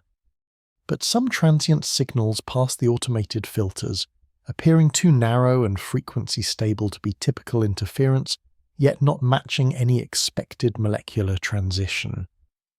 A subset of researchers entertains, briefly and somewhat reluctantly, the possibility that these signals might be non-natural. This speculation is not pursued aggressively. The scientific culture of astronomy includes strong norms against premature invocation of extraordinary explanations. The history of false positives pulsars initially misidentified as potential artificial beacons, fast radio bursts generating speculation about alien technology before natural models gained acceptance, cautions against over-interpreting ambiguous data. But the possibility is not entirely dismissed either. A few groups conduct follow-up observations with arrays capable of detecting polarization and time domain structure, looking for characteristics that might distinguish artificial signals from natural astrophysical emissions or terrestrial interference. The follow-up observations detect nothing unusual. The transient signals do not repeat on command. The tentative speculation fades, replaced by resumed focus on conventional cometary science. Still, the anomalies remain in the data. The irregular light curve, the variable molecular ratios, the astrometric residuals, the unidentified spectral lines, the transient radio signals, none of them individually are compelling. All of them have potential conventional explanations, but collectively, they create an uneasy sense that something about 3I/Atlas does not quite fit standard comet models. This sense is subjective, difficult to quantify, and not sufficient to justify strong claims in peer-reviewed literature. Papers are written describing the observations in neutral language, noting the anomalies without over-interpreting them, leaving questions open for future work. Conference presentations generate discussions that probe whether the anomalies might be telling a coherent story or whether they are merely unrelated artifacts and measurement uncertainties, creating an illusion of pattern where none exists. The comet continues approaching perihelion, which occurs in 16 days. Observing campaigns intensify. Every available telescope is scheduled for observations during the critical period when solar heating peaks and activity reaches maximum. If structural weaknesses exist in the nucleus, they will manifest during perihelion passage, potentially leading to fragmentation events that would offer rare opportunities to observe cometary interior material freshly exposed. If exotic molecules are present, their sublimation rates will peak near perihelion, maximizing detection prospects. If something genuinely unusual is occurring, some process not anticipated by standard models, it will most likely become apparent during this phase of maximum activity. Or nothing unusual will happen. The comet will pass perihelion, turn around the Sun, begin its outbound journey, and gradually fade as it recedes into the outer solar system and eventually back into interstellar space. The anomalies will remain in the data, unexplained but not inexplicable, adding minor footnotes to the literature on interstellar objects, and eventually, the next interstellar visitor will arrive, prompting similar observations and similar questions, continuing the slow accumulation of knowledge about objects that originate elsewhere and pass through here briefly, carrying information about places and processes that remain, for now, inaccessible to direct investigation. The telescopes track the comet across the sky. The data accumulate. And in the quiet moments between observations, some researchers find themselves wondering what they're actually looking at, and whether the conventional categories into which this object has been placed, comet, interstellar visitor, natural body, are entirely adequate to describe whatever 3I/Atlas actually is. Perihelion occurs at 0.87 astronomical units from the Sun, closer than Earth but farther than Venus. The precise moment is calculated to the second, the instant when the comet reaches minimum heliocentric distance, when its trajectory curves most sharply under solar gravity, when the Sun's tidal forces stress the nucleus most severely. Observatories across 3 continents coordinate observations spanning the perihelion passage. 24-hour coverage requires careful scheduling telescopes in Chile observed during their night, handing off to facilities in Hawaii as dawn breaks over the Andes, which then pass coverage to Australian observatories as the Pacific rotates into darkness.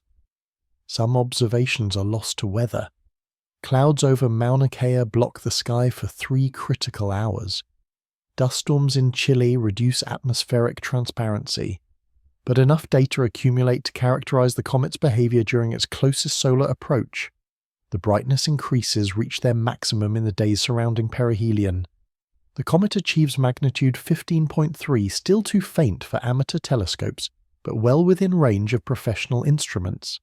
Spectroscopy shows dramatically enhanced emission from all detected molecules. Water production rates peak at approximately 10 to the 27th molecules per second, roughly 1,000 kilograms per second of water vapor streaming off the nucleus.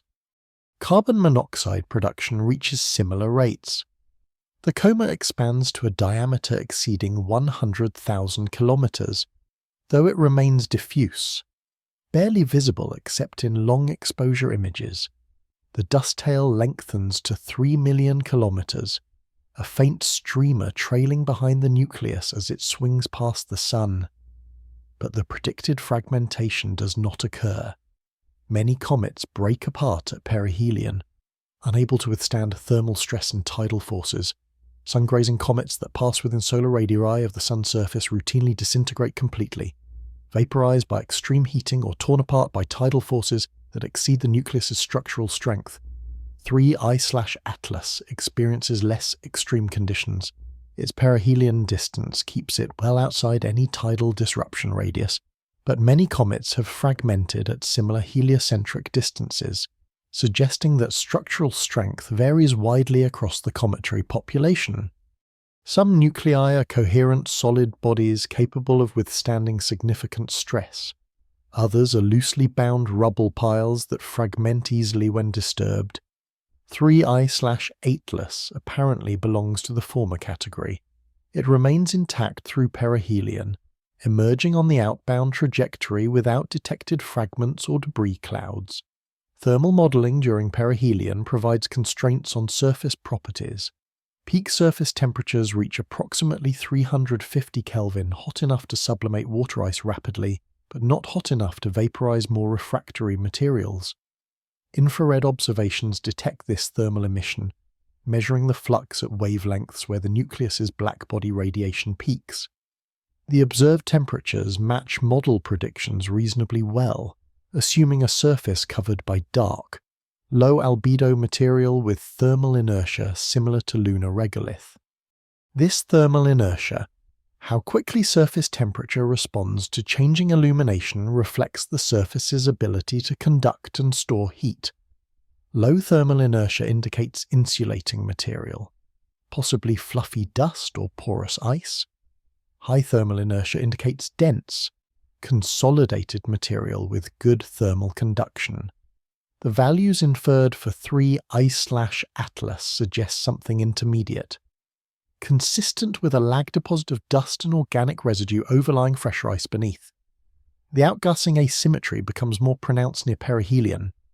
Models incorporating delayed sublimation responses fit the observations better when assuming significant subsurface thermal lag heat, diffusing inward over timescales of hours before reaching ice deposits that then sublimate and produce observable coma emissions. This lag causes peak outgassing rates to occur several hours after local noon on the rotating nucleus, producing the observed thrust asymmetry. Integrating these forces over the perihelion passage predicts a specific change in the comet's velocity, a delta V of approximately 8 meters per second in a direction that slightly increases the hyperbolic excess velocity. Astrometric observations confirm this prediction within uncertainties, lending credibility to the outgassing model. Yet the astrometric residuals persist, even after accounting for the best-fit outgassing model. Small discrepancies remain between observed and predicted positions. The residuals show no obvious pattern, they do not increase systematically with time or correlate with solar distance. They simply fluctuate irregularly around zero, with a scatter slightly larger than expected from measurement noise. Most researchers interpret this as evidence that the outgassing model is oversimplified, neglecting factors like variable source locations, time-dependent activation of different surface regions, or torques that change the rotation state. A few researchers note that the residuals are consistent in magnitude and pattern, with what would be expected from a very weak force accelerations on the order of tens of nanometers per second squared acting in random or pseudo-random directions. Such forces have no obvious source in standard cometary physics. They could arise from complex outgassing geometry not captured in simplified models. Or they could indicate something currently unmodelled. Spectroscopy during perihelion reveals no dramatic compositional changes. The molecular abundance ratios CO to water, CN to water, dust to gas fluctuate but remain within the ranges established during earlier observations. The unidentified spectral lines persist. In fact, they strengthen slightly relative to identified lines. suggesting that whatever produces them sublimates more readily at higher temperatures. This temperature dependence provides a clue.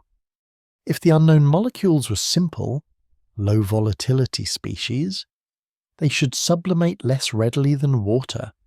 If they were high volatility species like carbon monoxide, they should already be fully sublimated by perihelion and show decreasing relative abundance. That they strengthen suggests intermediate volatility compounds that sublimate efficiently between 250 and 350 Kelvin but remain mostly frozen at lower temperatures. Organic polymers, complex nitrogen compounds, or sulfur-bearing molecules would fit this profile, but identifying which specific compounds requires laboratory reference spectra that may not yet exist. The radio observations continue, now with enhanced sensitivity due to improved signal-to-noise ratios as the comet brightens. The molecular line detections strengthen, particularly carbon monoxide and methanol. But the transient narrow-band signals do not recur. Either they were artifacts or interference, now absent due to different observing conditions, or they represented some phenomenon specific to earlier epochs that does not manifest during perihelion.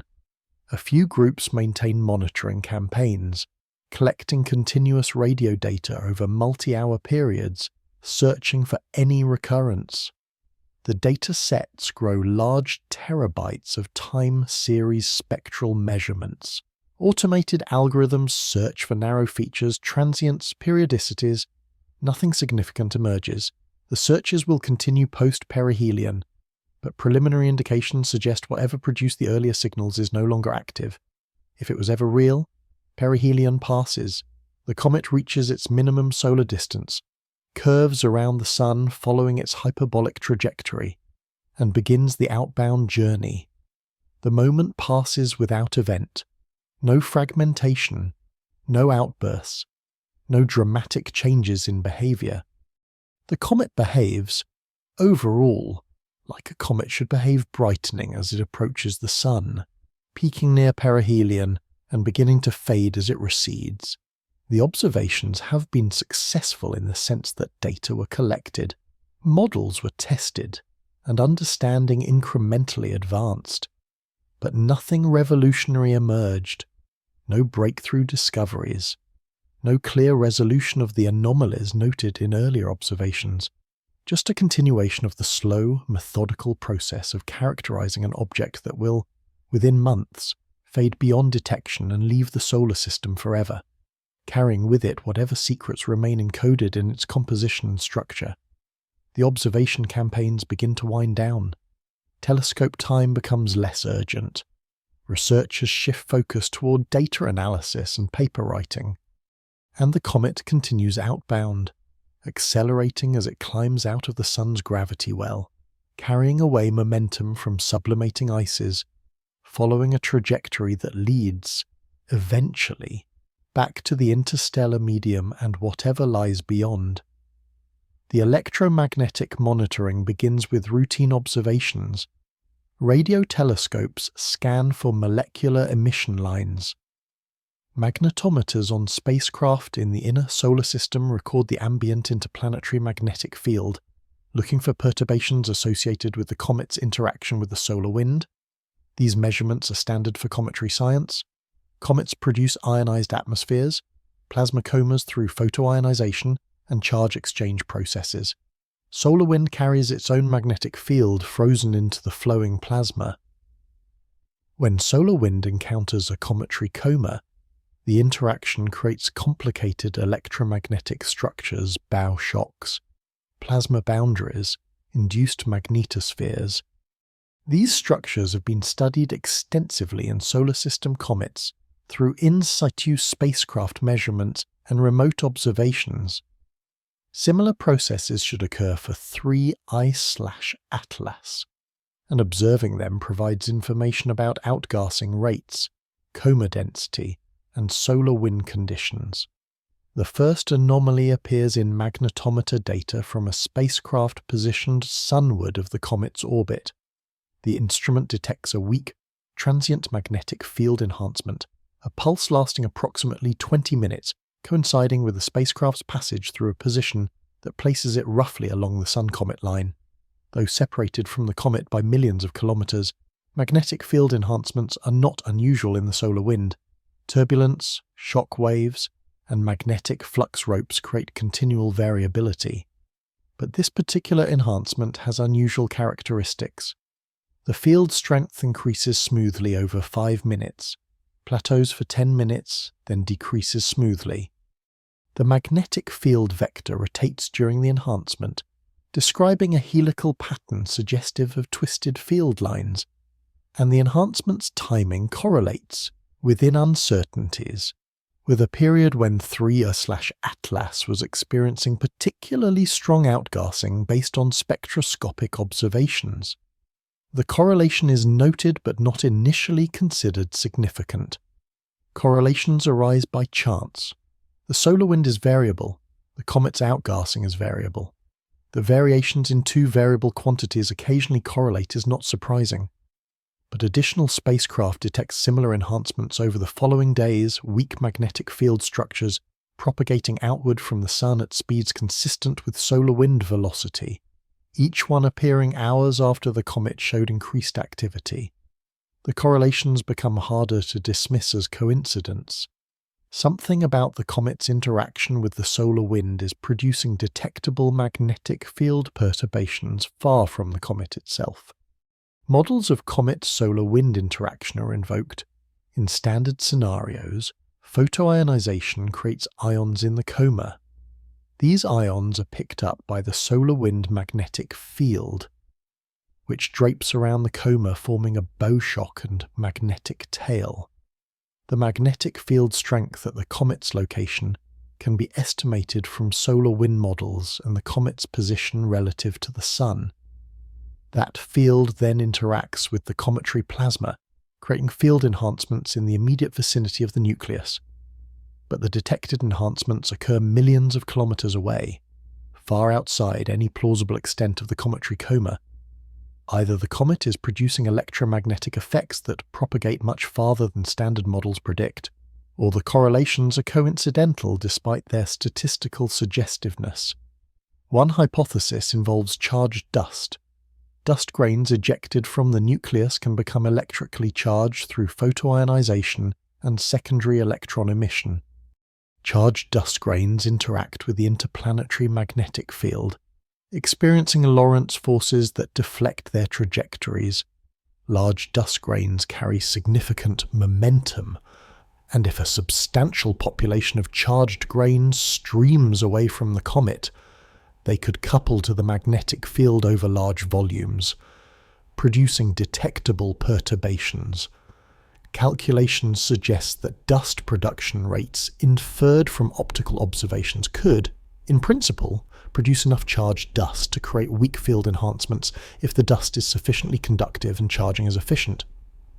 But the hypothesis requires several assumptions that are difficult to verify without in situ measurements. Radiostar observations add another layer of complexity.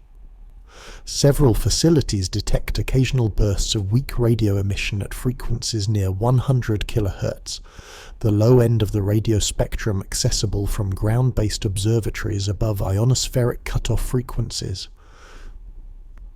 These bursts last minutes to hours, show no obvious periodicity, and occur sporadically throughout the observation campaign. Low-frequency radio emission from comets is rare but not unprecedented. Lightning-like electrical discharges in dusty comas have been proposed as emission mechanisms. Though never definitively confirmed, plasma instabilities at the bow shock can generate radio waves through various mechanisms, and electron beams accelerated in the comet's plasma environment might produce emission through maser processes or plasma wave mode conversions. The detected radio bursts have unusual spectral characteristics. They are narrow band occupying only a few kilohertz of bandwidth, rather than the broadband emission expected from most natural processes. They show a tendency to occur at specific frequencies, odd integer multiples of approximately 30 kilohertz, though the pattern is imperfect and breaks down for higher harmonics. These characteristics prompt speculation about coherent emission mechanisms, which require some form of organization or periodicity in the source region. Natural mechanisms capable of producing coherent radio emission exist: pulsar radio emission, solar radio bursts, auroral kilometric radiation from Earth's magnetosphere, all involve coherent plasma processes. But applying these mechanisms to a small cometary coma requires extrapolations and assumptions that strain plausibility. Searches for optical counterparts to the radio bursts find nothing. Simultaneous photometry during several detected radio events shows no brightness changes, no outbursts, no obvious correlations with the electromagnetic activity. Either the radio emission arises from processes that do not affect the optical brightness, or the optical observations lack sufficient time resolution and sensitivity to detect whatever changes might occur. High-speed photometry is attempted observations with millisecond time resolution, looking for transient flashes or flickering, but the comet is too faint for such measurements to achieve useful signal-to-noise ratios. The radio emission remains an isolated phenomenon, detected but not understood, correlated with nothing obvious except the comet's presence. Theoretical work attempts to model these observations within conventional frameworks. Papers are drafted proposing that enhanced outgassing creates plasma densities high enough to trigger instabilities that generate radio emission. Other papers suggest that dust grain collisions in the dense inner coma produce triboelectric charging, friction-generated electricity that discharges in sparks, producing electromagnetic pulses. Still other papers invoke interactions with the interplanetary magnetic field, arguing that the comet's plasma environment can support Alfvén waves or other magnetohydrodynamic modes that couple to radio emission. Each model makes predictions that could be tested with additional observations, but the comet is already beginning to fade. The window for detailed electromagnetic monitoring is closing. A small community of researchers, working somewhat outside the mainstream comet science establishment, proposes alternative interpretations. They note that the narrow-band radio signals, the magnetic field enhancements, and the unidentified spectral lines collectively suggest electromagnetic phenomena not captured in standard models. They point out that certain technological systems, communication transmitters, radar installations, power generation equipment produce similar electromagnetic signatures. These researchers are careful not to claim definitively that 3I/Atlas is artificial. Instead, they argue that the possibility deserves systematic investigation through targeted observations designed to test specific predictions that would distinguish artificial from natural sources. This proposal receives mixed reception. Most comet scientists consider it unnecessary. The observed phenomena are unusual but not impossible to explain naturally. Invoking artificial origins requires extraordinary evidence, and the current data do not meet that standard. A few researchers, however, support conducting the proposed observations on grounds that ruling out the hypothesis definitively would be scientifically valuable, and that the observations themselves would advance understanding of cometary electromagnetic phenomena regardless of interpretation. Ultimately, a small amount of telescope time is allocated for follow-up observations specifically targeting the artificial hypothesis, though not enough to comprehensively test all proposed signatures. The follow-up observations detect nothing obviously artificial, no repeating patterns, no modulation schemes consistent with communication protocols, no polarization characteristics suggesting technological sources. The data are consistent with natural, if poorly understood, electromagnetic phenomena arising from the comet's interaction with the solar wind and solar radiation.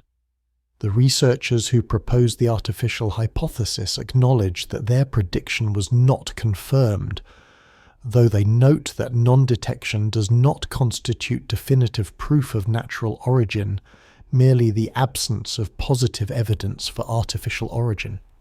And so the electromagnetic mystery joins the list of unexplained observations associated with 3I/Atlas. Not dramatic enough to overturn conventional understanding, not convincing enough to justify strong claims, but persistent enough to resist easy dismissal.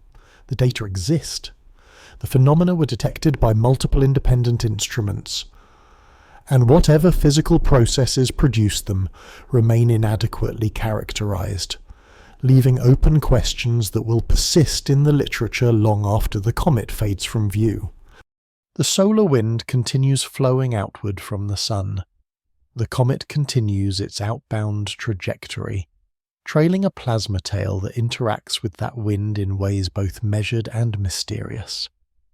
And the electromagnetic monitoring continues at reduced intensity, collecting data that will eventually be analysed and published and archived, adding to humanity's accumulated knowledge about objects that pass through the solar system carrying surprises in their composition, structure, and behaviour. The structural integrity question emerges gradually through accumulated observations, rather than any single dramatic event. High-resolution imaging during perihelion passage shows subtle changes in the coma's morphology, the appearance of faint jets or streamers that were not visible in earlier observations. These features could indicate discrete active regions on the nucleus becoming more vigorous as solar heating intensifies. Or they could indicate something more significant: structural failure. Cracks propagating through the nucleus, sections of the surface lifting away, blocks of material separating from the main body under thermal stress and differential outgassing forces. Distinguishing between these possibilities requires resolving the nucleus itself, which remains barely beyond current imaging capabilities even under optimal conditions. Comparative photometry across multiple nights reveals gradual brightness fluctuations on timescales longer than the suspected rotation period. If rotation were the only factor modulating brightness, the light curve should repeat with strict periodicity. It does not. The brightness maximum gradually shifts in phase. The amplitude of variation slowly changes. These secular trends suggest that something about the nucleus is evolving its shape, its rotation state, or its surface properties. Thermal fracturing offers one explanation. Ice sublimates preferentially from certain regions, removing mass asymmetrically, which shifts the center of mass and changes the moment of inertia tensor. These changes affect rotation, causing the spin axis to precess or the rotation period to evolve. Such effects have been observed in solar system comets, particularly small ones where mass loss constitutes a significant fraction of total mass. Closer analysis of the dust tail structure reveals features that might indicate fragmentation. Synchronous curves in the tail tracing dust grains ejected simultaneously from the nucleus show subtle splits or bifurcations that could represent separate dust sources moving on slightly different trajectories. If the nucleus has fragmented, even into just 2 or 3 large pieces, those pieces would separate slowly under mutual gravitational attraction and differential outgassing forces, each producing its own dust tail that would initially appear overlapping but gradually diverge as the pieces drift apart. The observed tail structure is consistent with this scenario but not conclusive. Similar features arise in unfragmented comets when discrete active regions turn on and off, producing episodic dust ejection that creates synchrone structure. Spectroscopic observations searching for evidence of exposed fresh ice material from the nucleus interior suddenly revealed if surface layers crack or separate show ambiguous results. Some spectra taken shortly after perihelion display slightly different absorption features compared to earlier observations, possibly indicating compositional changes as interior material becomes exposed. But spectra are noisy. The differences are subtle. Multiple interpretations are possible. The apparent changes could represent real compositional heterogeneity between surface and interior. They could represent temperature-dependent spectroscopic effects as different molecules sublimate at different rates. They could represent measurement artifacts or atmospheric contamination during observations conducted at low elevation angles. Models of thermal stress predict where fractures might form. The nucleus experiences differential heating. The sunward side reaches 350 Kelvin, while the night side remains at perhaps 200 Kelvin. This temperature gradient creates thermal expansion differences that induce stress. Ice has finite tensile strength, and if stress exceeds strength, fractures form. The calculations depend on assumed nucleus size, shape, composition, and internal structure, all poorly constrained for 3I/Atlas. Assuming a 1 kilometer spherical nucleus composed of water ice with typical mechanical properties, the models predict stress levels approaching the tensile strength threshold during perihelion passage.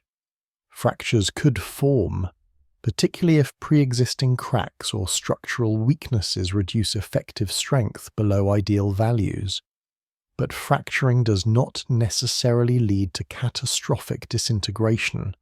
Small cracks might propagate partway through the nucleus before arresting due to stress redistribution or resistance from surrounding material. Fractured but coherent nuclei can survive multiple perihelion passages, gradually splitting into larger fragments over many orbits. 3I/Atlas will not complete multiple perihelion passages. Its hyperbolic trajectory ensures this is its only visit, but fracturing could still occur without producing obvious fragmentation. The nucleus might develop internal cracks that do not fully separate material into independent fragments. These cracks could affect outgassing patterns by providing pathways for sublimating gas to escape from subsurface regions, potentially explaining some of the irregular activity patterns observed. Attempts to detect separated fragments through direct imaging come up empty.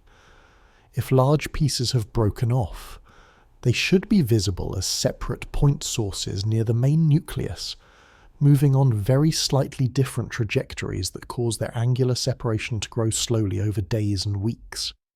Deep imaging during optimal conditions shows no such companions down to brightness limits, approximately 2 magnitudes fainter than the main nucleus.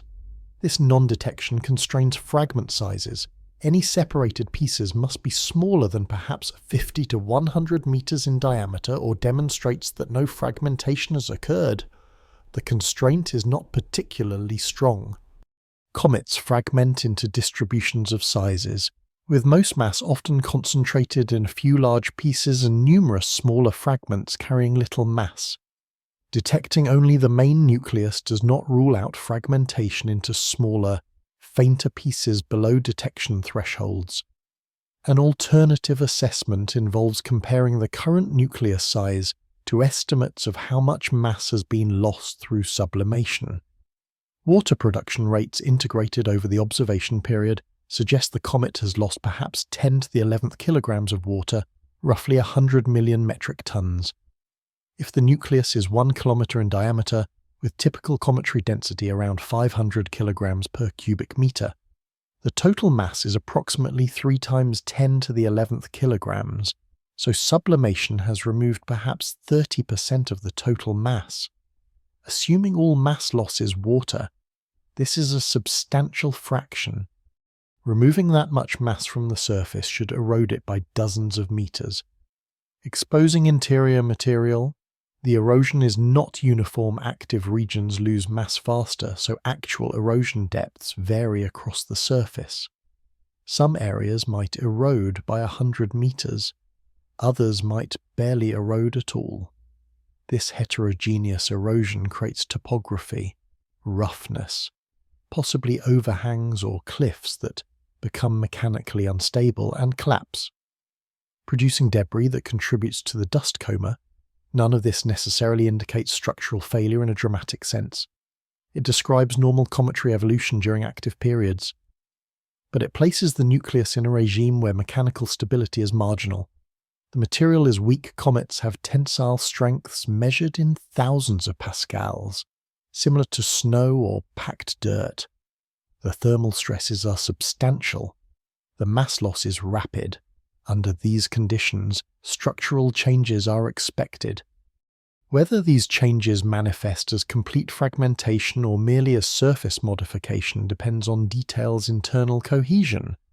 void fraction, the presence of stronger materials like silicate dust aggregates that are not directly observable from remote sensing.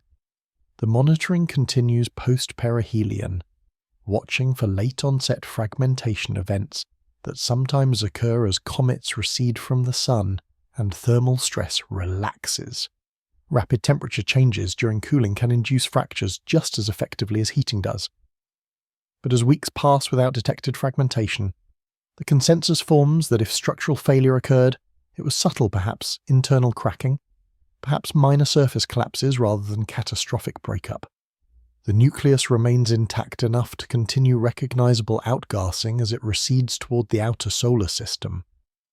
Whether internal fractures or other damage will eventually lead to late fragmentation remains unknowable. By the time such events might occur, the comet will be too faint to observe from Earth. And so, the fragmentation hypothesis remains unresolved. Some structural changes likely occurred. The evidence from light curve evolution and coma morphology suggests as much, but their extent and significance are uncertain. The nucleus might be cracked but coherent. It might have shed small fragments below detection limits. It might be completely intact with all observations explainable through heterogeneous outgassing from a solid body. The data do not conclusively distinguish these scenarios, and as the comet fades, the opportunity to gather additional constraining data disappears, leaving the question to be revisited if and when the next interstellar comet arrives and provides another chance to observe such processes in action. The images accumulate in archives.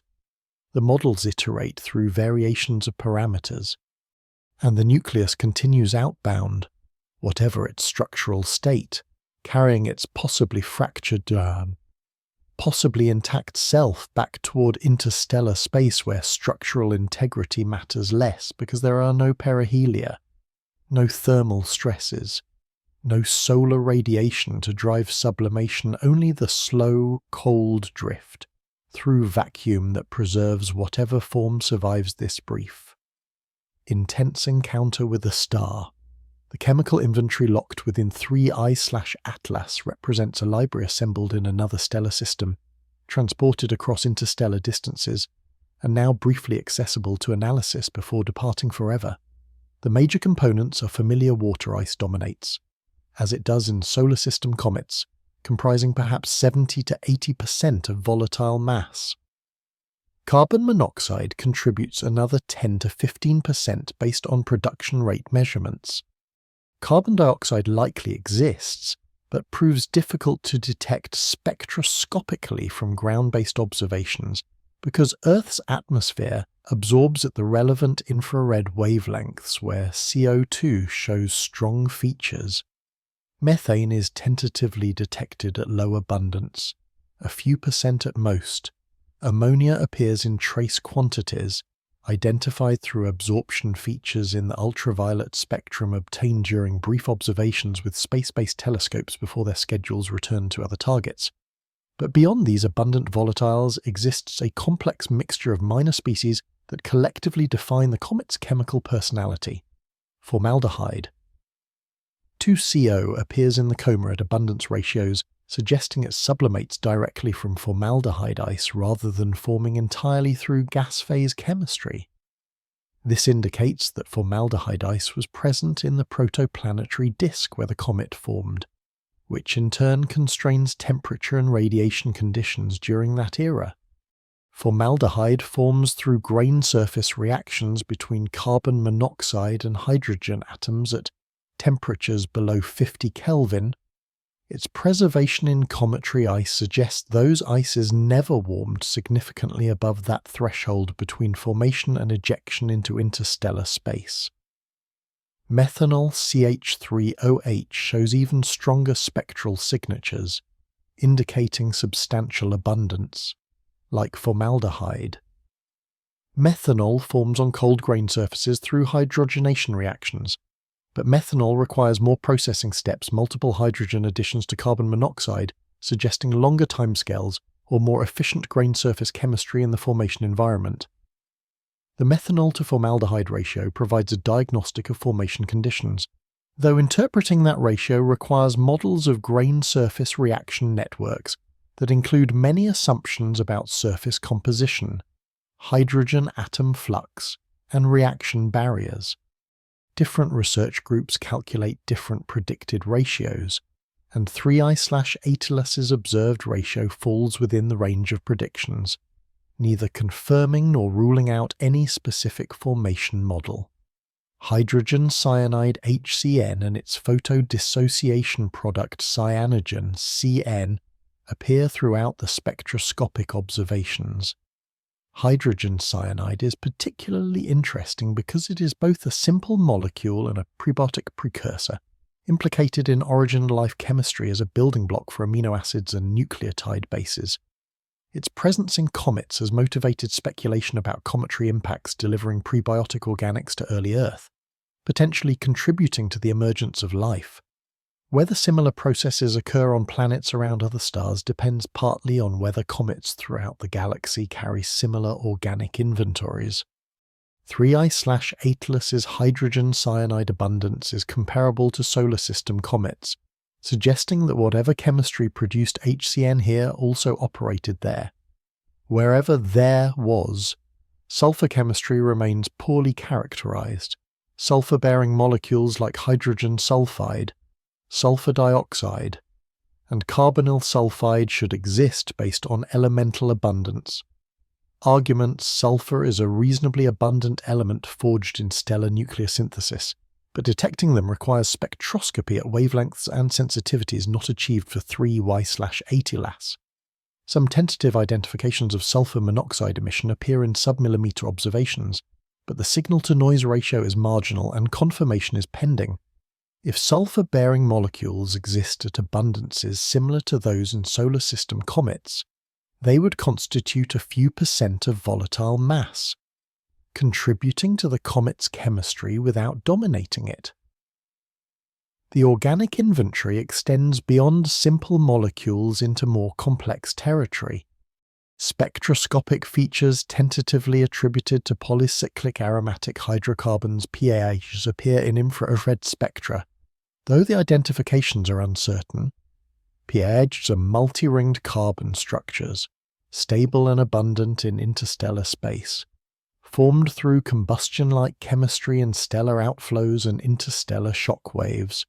Their presence in comets indicates they survived incorporation into icy bodies and subsequent processing. PAHs absorb ultraviolet radiation efficiently, which can protect underlying material from photodissociation, potentially explaining the survival of more fragile organic molecules within cometary ice. But PAH spectral features are complex, overlapping with features from aliphatic hydrocarbons and other organic compounds, making definitive identification difficult without higher spectral resolution than available. Amino acids might exist within the nucleus. They've been detected in samples returned from solar system comets by spacecraft missions. But amino acids do not sublimate at temperatures relevant to 3/Atelus's perihelion passage. Their vapor pressures are too low. They remain locked in the nucleus unless released as part of dust grains ejected into the coma. Detecting them requires either spacecraft missions for sample return or highly sensitive spectroscopy of dust grains, neither of which is feasible for this target, so amino acids, if present, remain hypothetical, inferred from analogy to solar system comets rather than directly detected. Water itself carries information through isotopic variations.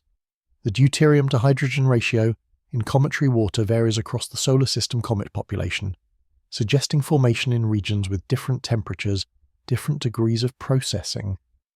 Earth's ocean water has a specific DH ratio, intermediate between solar nebula values and highly enriched values found in some comets.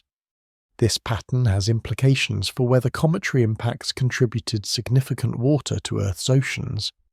3I/Atelus's DH ratio, slightly lower than typical solar system comets, suggests formation in a somewhat different environment. If planets around the comet's parent star received water through cometary impacts, their ocean chemistry would reflect that lower deuterium enrichment. Whether such differences would be significant for habitability or life's emergence is unknown. Oxygen isotopes oxygen, 16 oxygen, 17 oxygen, 18 show subtle anomalies compared to solar system standards, though measurement uncertainties are large. Oxygen isotopes fractionate during low-temperature chemical reactions, with the light isotope oxygen, 16, preferentially incorporated into some molecules and the heavier isotopes into others. These fractionation patterns preserve information about formation temperatures and photochemical processing. If the apparent oxygen isotope anomalies in 3/8 are real, they suggest that the molecular cloud material from which the comet formed had a different isotopic composition than the solar nebula, possibly reflecting different galactic chemical evolution or contributions from different stellar sources. But confirming this requires better measurements than currently exist. Noble gases helium, neon, argon, krypton, xenon are trapped in cometary ice during formation, incorporated at ratios reflecting the gas composition and temperature of the protoplanetary disk. Measuring noble gas abundances requires in situ spacecraft observations or sample return, neither available for 3I/Atlas, so the noble gas inventory remains completely uncharacterized. A potential treasure trove of formation environment information that remains inaccessible. If the next interstellar comet is detected with sufficient lead time, perhaps a fast spacecraft could be launched to intercept it and measure noble gases directly. Such missions have been proposed but remain unfunded and technologically challenging. Minerals in the dust grains offer another window into formation conditions. Silicates dominate olivine and pyroxene in various compositions and crystallinities. Crystalline silicates form at high temperatures, either near the star during disk formation or through transient heating events like shocks or lightning.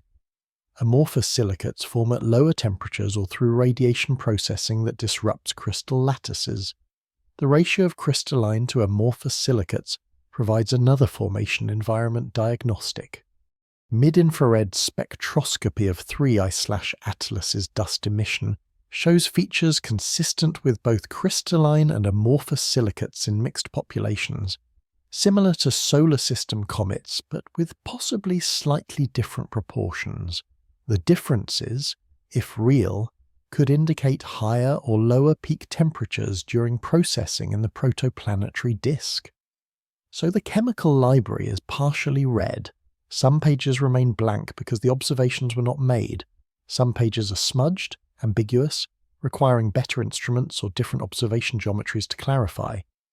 But enough has been read to establish that 3I/Atlas carries a complex mixture of molecules formed through low-temperature chemistry in a protoplanetary disk environment broadly similar to the solar nebula, but differing in details, temperatures slightly different, radiation fields perhaps different, timescales or mixing processes possibly different. The comet is both familiar and foreign, recognizable as a comet yet marked by its external origin, carrying chemical signatures that testify to formation elsewhere under conditions that were almost, but not quite, like those that prevailed here 4.5 billion years ago when our own comets formed. The spectroscopy continues at reduced cadence as the comet fades. Each observation adds incremental refinement to abundance measurements, tightening uncertainties, occasionally revealing new weak spectral features missed in earlier observations. And encoded in those features is information about a place and time that exists now only as memory frozen in ice, slowly sublimating back into space as the comet departs, dispersing its chemical archive into the interplanetary medium where it will mix with solar wind and dust and eventually become indistinguishable from the general background. Its origin forgotten by the universe, even if briefly remembered in human data archives. The final velocity calculations proceed with increasing precision as more astrometric observations accumulate. Each measurement of the comet's position on the sky at a specific time constrains one point along its trajectory. Hundreds of such measurements, distributed across months of observation. define the path through space with sufficient accuracy that extrapolation becomes meaningful. The orbital elements are refined through least squares fitting procedures that minimize the residuals between observed and predicted positions. Eccentricity converges to 1.227 with uncertainty in the fourth decimal place. This value will not change significantly with additional observations. The trajectory is definitively hyperbolic. The comet is leaving permanently. The hyperbolic excess velocity, the speed the comet will have relative to the Sun once it escapes to infinite distance, where solar gravity becomes negligible, is calculated at 28.4 kilometers per second. This is the comet's terminal velocity, the speed it will maintain, more or less, as it crosses interstellar space for the next several million years until another stellar encounter perturbs its trajectory. That velocity is measured in the Sun's reference frame. In the galactic reference frame, the average velocity of stars in the solar neighborhood.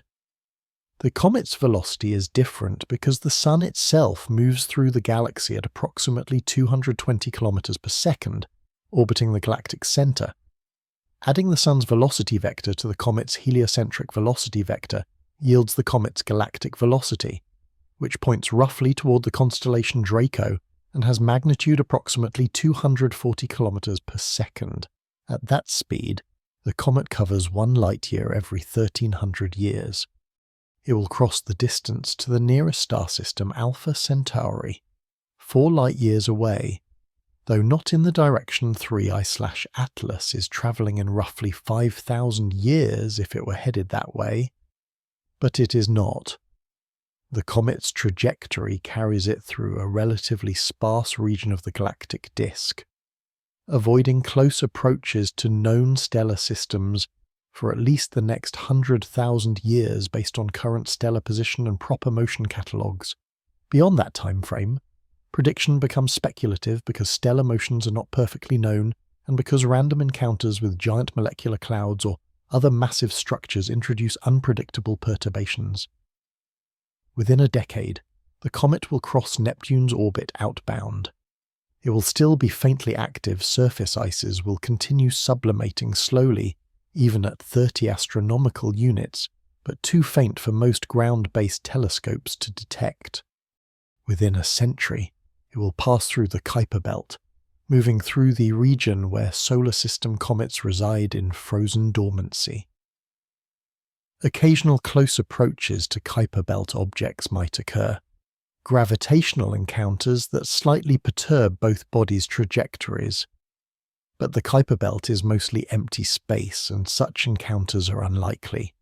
Within a millennium, the comet will reach the scattered disk's outer edge, 150 astronomical units from the Sun, still technically within the solar system's gravitational domain but approaching the region where solar gravity becomes comparable to perturbations from passing stars in the galactic tide. 10,000 years from now, 3I/Atlas will cross the heliopause outbound, returning to truly interstellar space. Solar wind will no longer reach it. The Sun will appear as a bright star, brighter than most but no longer obviously special, its disk unresolved, its gravitational influence fading to negligibility. The comet will be cold again, surface temperature dropping toward the cosmic microwave background temperature of 2.7 Kelvin. Though not quite reaching that minimum because cosmic rays and starlight from the general stellar population provide minimal heating, activity will have ceased completely. No outgassing, no coma, just a dark, frozen body drifting through the interstellar medium, indistinguishable from countless other similar objects that fill the galaxy's disk. 100,000 years from now, the comet will have travelled 3 light-years. It will pass through regions where the interstellar medium density varies from the average 1 atom per cubic centimetre. Some regions of denser molecular clouds contain hundreds to thousands of atoms per cubic centimetre.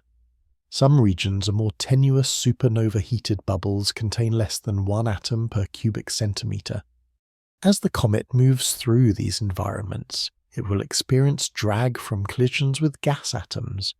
Though the effect is negligible, drag forces amount to perhaps picometer per second squared accelerations, producing velocity changes measured in millimeters per second, even over 100,000-year timescales. Cosmic ray exposure will continue, gradually altering surface chemistry, implanting helium and hydrogen, destroying complex organics, darkening the surface through radiation damage. 1 million years from now, barring unpredictable perturbations, the comet will have travelled approximately 20 light-years from the Sun. It will have completed approximately 4% of one orbit around the galactic centre. The Milky Way's rotation period is roughly 225 million years at the solar circle. The stars visible from the comet's surface, if anyone were present to observe them, would show slightly different positions than they show from Earth now, because nearby stars have their own proper motions through the galaxy. Constellations would be recognizable but subtly distorted. The Sun, if locatable, would appear as a magnitude 2 star. Easily visible to the hypothetical observer's unaided eye, but not exceptional among the stellar background.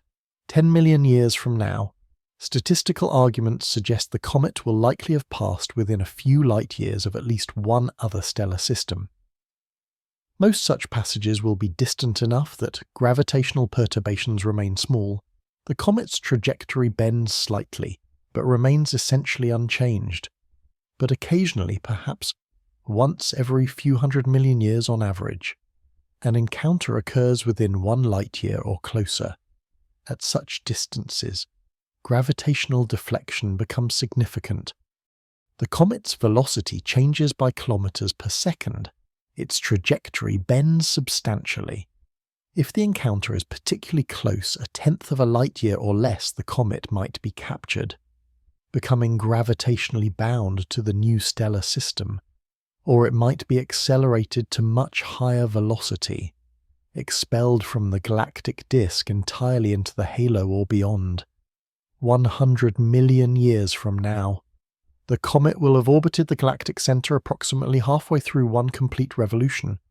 It will have crossed through spiral arms, regions of elevated stellar density and active star formation, where massive stars explode as supernovae and shockwaves compress molecular clouds.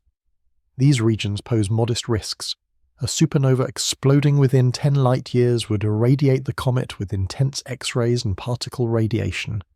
But such close explosions are rare, and the comet is small and resilient.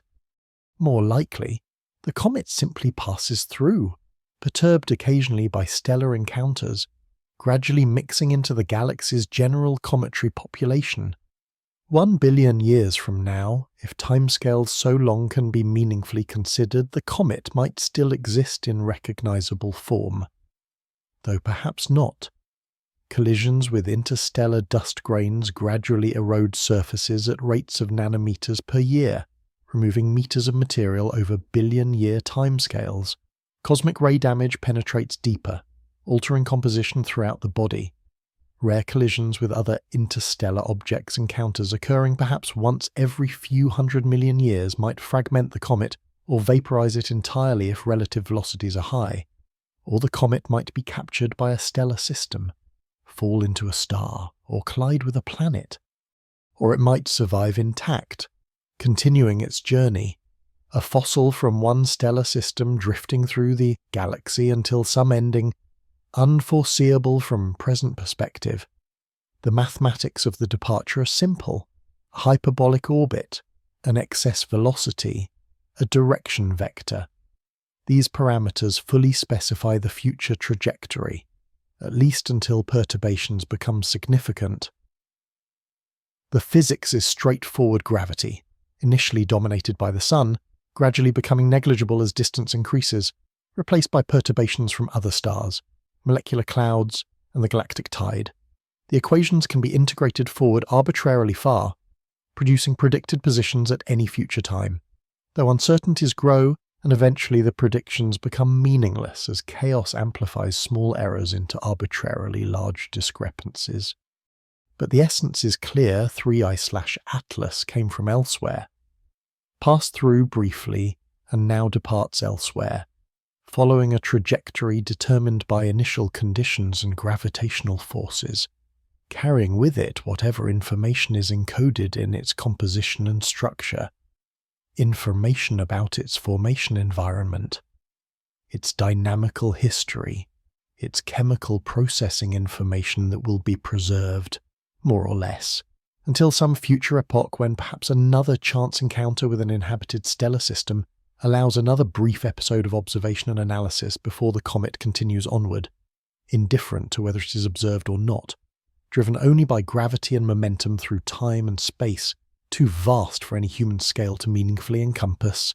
The calculations finish.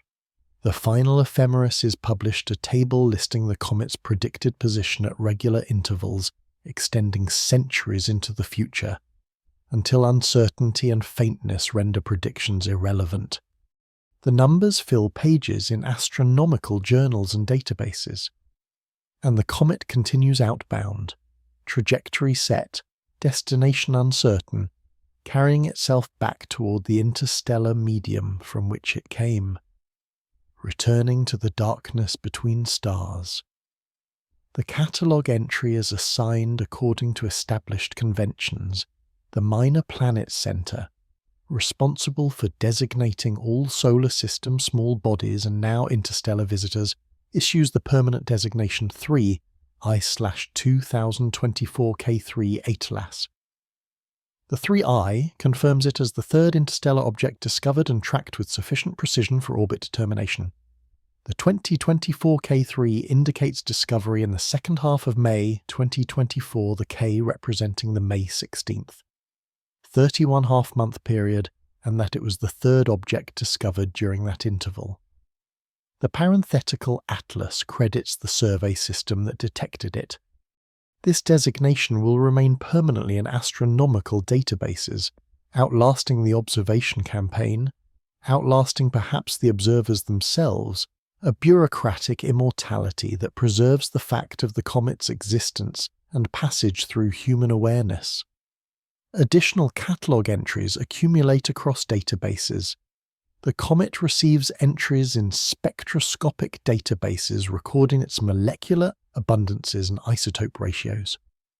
Photometric databases archive its brightness measurements and light curve characteristics.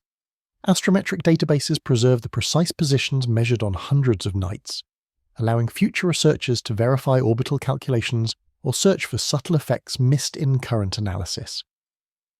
Imaging databases store thousands of exposures showing the comet at different times, distances, and activity levels. Radio astronomy databases catalogue the molecular line detections and the enigmatic transient signals.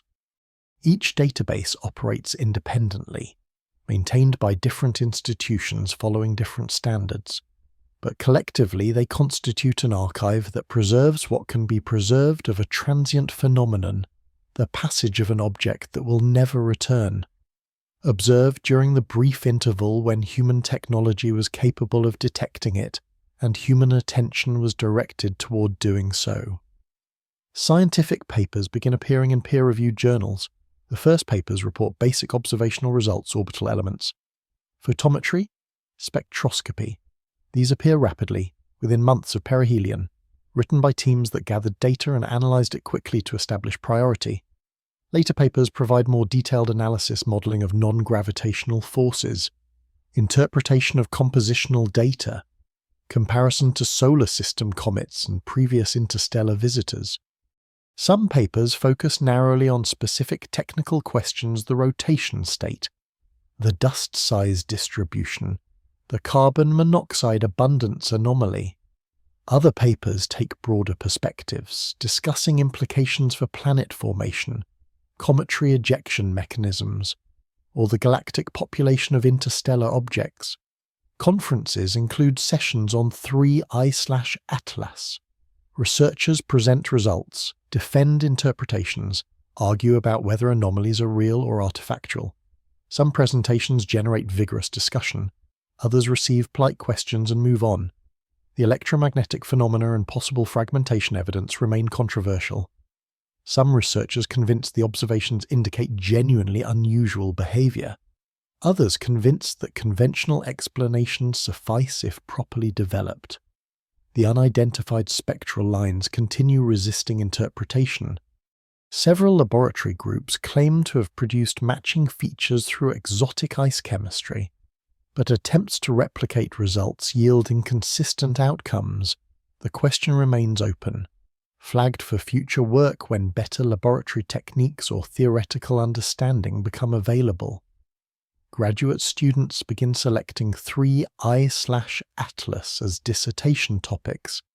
The accumulated data offers numerous angles for thesis work characterizing the dust composition, modeling the outgassing dynamics, analyzing the electromagnetic observations. These dissertations will take years to complete. Written by people who were perhaps undergraduates when the comet was discovered, now building careers partly on data collected during those intense months of observation.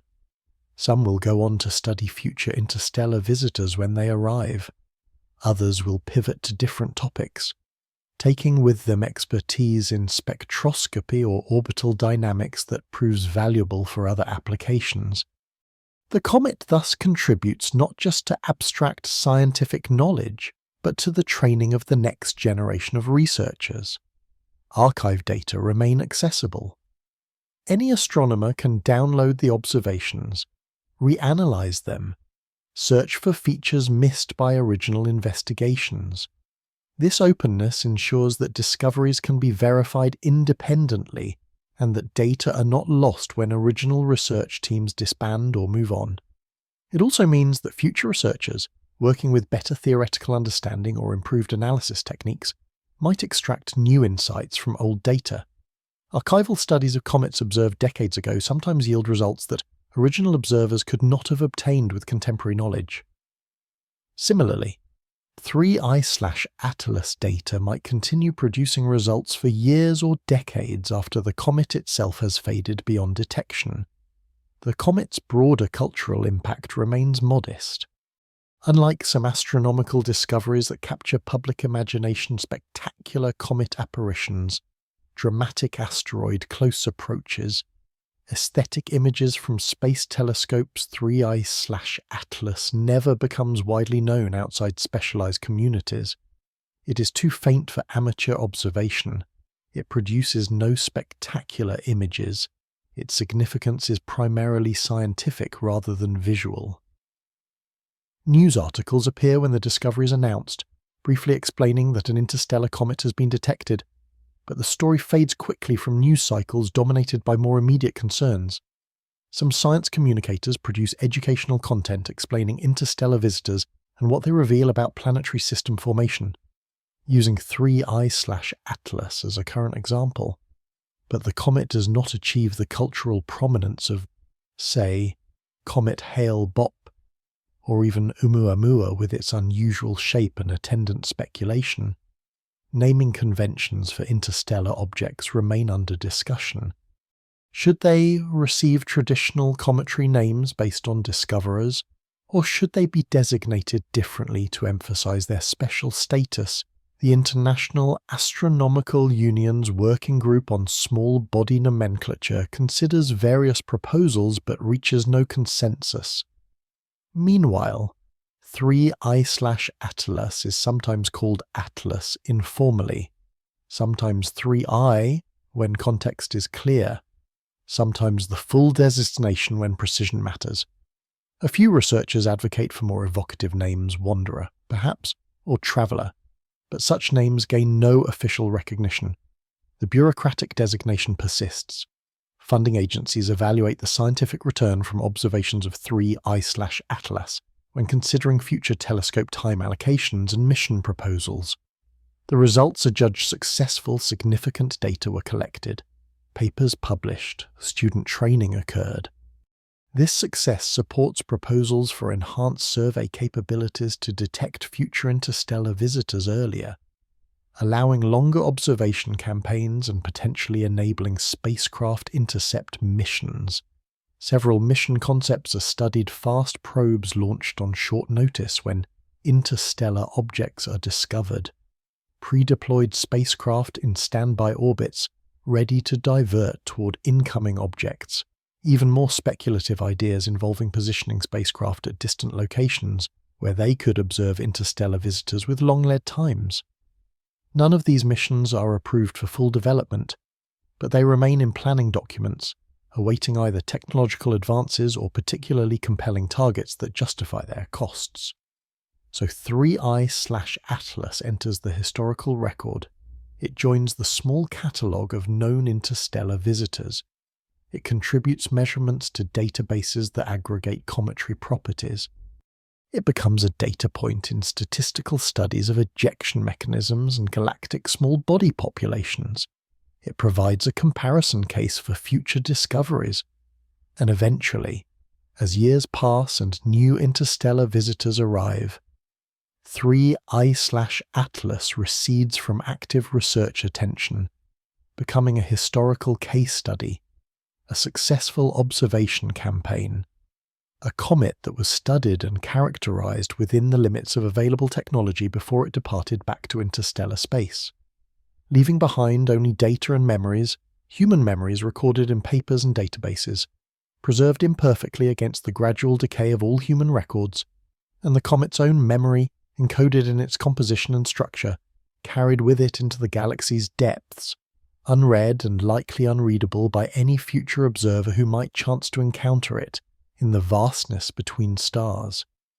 The databases preserve what they preserve. The papers remain accessible as long as journals persist. And the designation 3I/2024 K3 Atlas remains registered, a permanent marker that this particular object existed, passed through human awareness, and continued onward into the dark, a brief intersection between one small object and one small observing civilization, both of them temporary configurations of matter following physical law through time, neither one permanent, both recording each other's existence in formats that will themselves someday cease to exist, leaving no trace that the intersection ever occurred except as quantum information dispersed irretrievably into the universe's ever-increasing entropy. The space between visits stretches across timescales that dwarf human attention spans. After 3I/Atlas fades beyond detection magnitude 22, 23, dissolving into the noise of the sky, the surveys continue scanning. Night after night. The same patches of sky photographed repeatedly. Algorithms comparing images, searching for moving objects. Most nights find nothing unusual. Asteroids on their predictable orbits, known comets at their expected positions, satellites tracing paths already catalogued. The detection pipelines process terabytes of data, flagging thousands of transient events, nearly all of which resolve into false positives. Cosmic ray hits, hot pixels, aircraft, or previously known objects misidentified due to poor astrometry. The rare genuine discovery is a new near-Earth asteroid. An outburst from a distant comet generate alerts that propagate through the astronomical community, prompting follow-up observations, orbital determination, characterization. But interstellar visitors do not arrive on schedule. Months pass without detection, a year, 2 years. The statistical predictions suggest one interstellar object per year should pass within a few astronomical units of the Sun, bright enough for detection by current surveys. But statistics describe populations, not individual events. Random processes produce clustering and gaps. 3 detections in 8 years Oumuamua, Borisov, 3I/Atlas, followed by a gap of unknown duration. Perhaps the next visitor arrives within months. Perhaps not for a decade. The surveys cannot predict when or from which direction it will come. They can only continue observing, covering as much sky as possible as deeply as possible, trusting that persistence eventually yields discovery. The Sun continues its orbit around the galactic center, carrying the Earth and its observatories through space at 220 kilometers per second. This motion means the solar system traverses new regions of the galaxy continuously, encountering different populations of interstellar objects. In some regions, ejected comets are more numerous because nearby star-forming regions have recently produced planetary systems that ejected material during their formation chaos. In other regions, interstellar object density is lower because fewer stars have formed recently or because dynamical processes have cleared the region. The solar system's path through these varying density regions creates time-variable encounter rates. Currently, the encounter rate appears to be near the average, based on the 3 detections obtained. But the average is poorly constrained, and encounter rates could increase or decrease by factors of several as the solar system moves through the galaxy. The surveys themselves improve, larger telescopes with wider fields of view come online, detector arrays with lower noise and higher sensitivity replace older cameras, data processing pipelines become more sophisticated, filtering false positives more effectively while retaining genuine detections. These improvements increase the detection volume, the region of space within which interstellar visitors can be detected. Larger detection volumes mean higher detection rates, even if the intrinsic encounter rate remains constant. Within a decade, next-generation surveys should detect interstellar visitors several times per year, finally accumulating sample sizes large enough for meaningful statistical analysis of the population's properties. But detection is only the first step. After an object is discovered, the challenge becomes rapid characterization before it fades. Interstellar visitors move fast and do not linger. The time between discovery and departure, the window during which detailed observations are possible, rarely exceeds a few months, and sometimes is only weeks if discovery occurs after perihelion, when the object is already receding. This brevity demands rapid response, immediate follow-up observations to refine the orbit, urgent proposals for telescope time to conduct spectroscopy and imaging, quick analysis to extract scientific results before the object becomes too faint. The process stresses observational infrastructure and human attention, requiring coordination across institutions and continents, prioritization decisions about which observations to conduct given finite resources, and acceptance that some questions will remain unanswered when the object departs. Spacecraft missions to intercept interstellar visitors remain conceptual. The technical challenges are formidable. Interstellar objects arrive from random directions at high velocities, requiring large delta V to match trajectories. Conventional chemical propulsion cannot achieve the necessary velocities within the short time available between discovery and the object's perihelion passage. Nuclear propulsion, solar sails, or other advanced systems might enable intercept missions, but these technologies remain developmental. Even if propulsion were adequate, designing and building a spacecraft on the timescale between discovery and departure, months to perhaps a year or two, is not feasible with current spacecraft development paradigms that require years to decades from concept to launch. One proposed solution involves positioning spacecraft in distant standby orbits before interstellar visitors are discovered. These spacecraft would wait, inert, until an incoming object is detected and its trajectory determined. Then they would activate, using their propulsion systems to adjust orbits and intercept the visitor. The challenge is that the spacecraft might wait years or decades before a suitable target appears, requiring power systems and thermal control that can survive long dormancy, plus reliable command and control systems that remain functional without maintenance. And the spacecraft must be numerous enough that at least one is positioned where it can intercept whatever direction the next visitor arrives from. These requirements drive mission costs to levels that funding agencies have not been willing to support, though concepts remain in planning documents, awaiting either technological breakthroughs or sufficiently compelling discoveries to justify investment. So humanity remains limited to remote observation, photons collected by telescopes, spectral features analyzed from thousands of kilometers or millions of kilometers distance, trajectories calculated from astrometric measurements. The visitors themselves remain untouched, unsampled directly, their physical properties inferred rather than measured. This limitation is frustrating for researchers who understand that direct sampling returning material to terrestrial laboratories for detailed analysis would answer questions that spectroscopy cannot address. Isotopic ratios could be measured to arbitrary precision. Complex organic molecules could be identified unambiguously. Crystal structures in minerals could be examined. Noble gas abundances could be determined. All of this information exists in the objects but remains inaccessible without sample return. The waiting continues. Telescopes scan. Algorithms process data.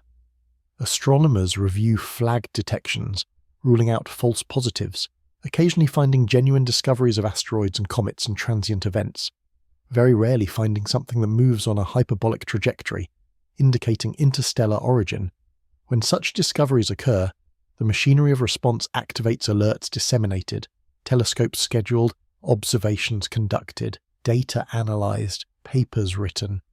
The process has become routine in its outline even as each individual case remains scientifically unique. The infrastructure for studying interstellar visitors now exists, developed through experience with the first 3 detections and ready to apply to future cases. But between detections, the infrastructure sits idle or focuses on other targets. The specialized skills for rapid orbital determination and compositional analysis are applied to near-Earth asteroids or periodic comets. The telescopes observe quasars, galaxies, supernovae, exoplanets, the vast majority of targets being non-solar system objects where interstellar visitors constitute a tiny minority of total observing time. And the interstellar objects themselves, the ones not currently being observed because none are close enough to detect, continue their journeys through the galaxy, oblivious to whether anyone is watching or waiting, following gravitational trajectories determined by initial conditions established millions or billions of years ago when they were ejected from stellar systems that may no longer exist in recognizable form.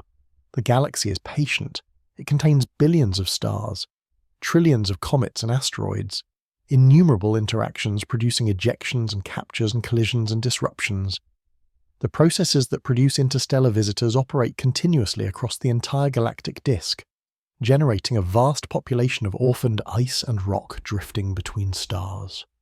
Most of this population will never be observed by anyone, existing and travelling and eventually either colliding with something or continuing indefinitely.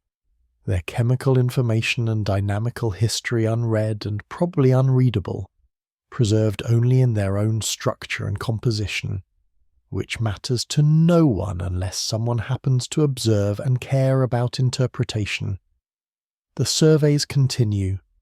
The algorithms run, the data accumulate, and eventually, in some future night when the sky is clear and the seeing is good and the telescope is pointed in the right direction at the right time, another faint smudge will appear on a detector, shift position across subsequent images, and be flagged as unusual. The orbit will be calculated. The eccentricity will exceed 1. And the cycle will begin again: observations, analysis, publications, eventually fading and departure adding one more entry to the catalogue of interstellar visitors, one more data point to statistics of encounter rates, one more brief intersection between human observation and the vast, largely unobserved population of objects that travel through the spaces between stars, carrying with them information about their origins and histories that can be partially read during the brief moments when their paths cross through our small, temporary sphere of observational attention. The comet fades now beyond the reach of all but the largest telescopes. Magnitude 24, 25. The photons arriving at Earth-based detectors become countable dozens per hour per square meter, scattered across wavelengths, indistinguishable from the background glow of distant galaxies and the faint emission from Earth's own atmosphere. Integration times stretch to hours to accumulate sufficient signal. Most observatories have moved on to other targets. A few dedicated programs continue tracking, squeezing out final measurements before the comet dissolves completely into the noise of the cosmos. Somewhere beyond Neptune's orbit now, 3I/Atlas continues outbound. Its surface has cooled below 200 Kelvin. Outgassing has nearly ceased, perhaps a few molecules per second still escaping from subsurface reserves, too little to produce any visible coma. The nucleus travels dark and silent, its trajectory locked, its destination unknown. In a few decades it will cross into the Kuiper Belt's outer regions, in a few centuries, the scattered disk, in a few millennia, the heliopause, that boundary where the sun's influence yields finally to the interstellar medium's presence. The data remain archived, preserved in servers and tape backups distributed across institutions and continents. The measurements astrometry, photometry, spectroscopy frozen in databases where they will persist as long as databases persist, which is to say, some duration measured in decades or centuries before formats become obsolete or storage media degrade or institutional priorities shift. The papers remain accessible through journal archives, though fewer researchers read them as years pass and attention moves to newer discoveries and questions. The knowledge extracted compositional abundances, orbital parameters, structural inferences gets absorbed into the collective understanding of comets and interstellar visitors, its source gradually forgotten as it becomes simply part of what is known. And the comet itself continues, distance increasing. Velocity steady at 28 kilometers per second plus the sun's own galactic motion. The stars ahead remain fixed in their constellations from the comet's perspective, changing only imperceptibly as decades accumulate into centuries. The cosmic microwave background provides faint illumination, 2.7 Kelvin thermal photons arriving from all directions, remnants of the universe's hot early epochs now cooled by expansion into this cold whisper. Cosmic rays continue their bombardment, high-energy particles arriving from distant supernovae and other violent sources, gradually altering the surface chemistry one atomic collision at a time. No one watches anymore. The telescopes have turned away, the observation campaigns have concluded. The researchers have moved to other projects, other objects, other questions. The comet travels now as it travelled before discovery unobserved, unmarked, following gravity and momentum through the galaxy's vastness. Its passage through the solar system, through human awareness, was brief. A few months of observation, a few years of analysis, a temporary intersection, now concluded. The galaxy turns. Stars orbit the galactic center on timescales of hundreds of millions of years. Spiral arms rotate at different rates, creating patterns that persist and dissolve and reform. Molecular clouds collapse and form new stars which live and die and return their processed material to the interstellar medium. And through all of this, objects like 3I/Atlas drift refugees from planetary system formation, carrying frozen samples of the conditions that prevailed in their birth environments, travelling until they collide with something or fall into something or simply continue indefinitely, their information preserved but unread, their histories long but unrecorded. Somewhere in the direction of Draco, the comet moves, invisible now, beyond detection, carrying with it the ice and dust and organic molecules assembled billions of years ago around another star transported across light years, briefly illuminated by our sun, and now returning to darkness. The space through which it travels is not empty, a few atoms per cubic centimetre, occasional dust grains, faint starlight and cosmic rays, but it is quiet. Still, the comet drifts through this stillness, following the trajectory set by forces that operated before human civilization existed and will continue operating after it ends. The story concludes not with answers, but with distance. The comet receding, the observations ending, the questions remaining. What was learned will persist in human knowledge for some duration. What was not learned will remain unknown.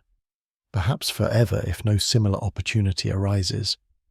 And the comet continues, indifferent to knowledge or ignorance, following physics through time and space, a small frozen world travelling through the galaxy's patient dark, noticed briefly, then forgotten, continuing its journey through depths too vast for meaning, carrying itself forward into futures unimaginable and unmeasured, until even the concept of futures and journeys dissolves into the simple fact of motion through space, matter following gravity, time passing, distance increasing, all of it continuing silently in the vast regions where no one observes, nothing watches, and the universe simply exists, proceeding according to law through its slow evolution from order toward entropy, galaxies gradually dispersing, stars gradually dimming, and small frozen bodies continuing their journeys through the growing dark until even journeys cease to have destinations and motion becomes simply the persistence of existence across time too long to matter to anyone who might once have wondered where such things go when they leave the light and return to the spaces between,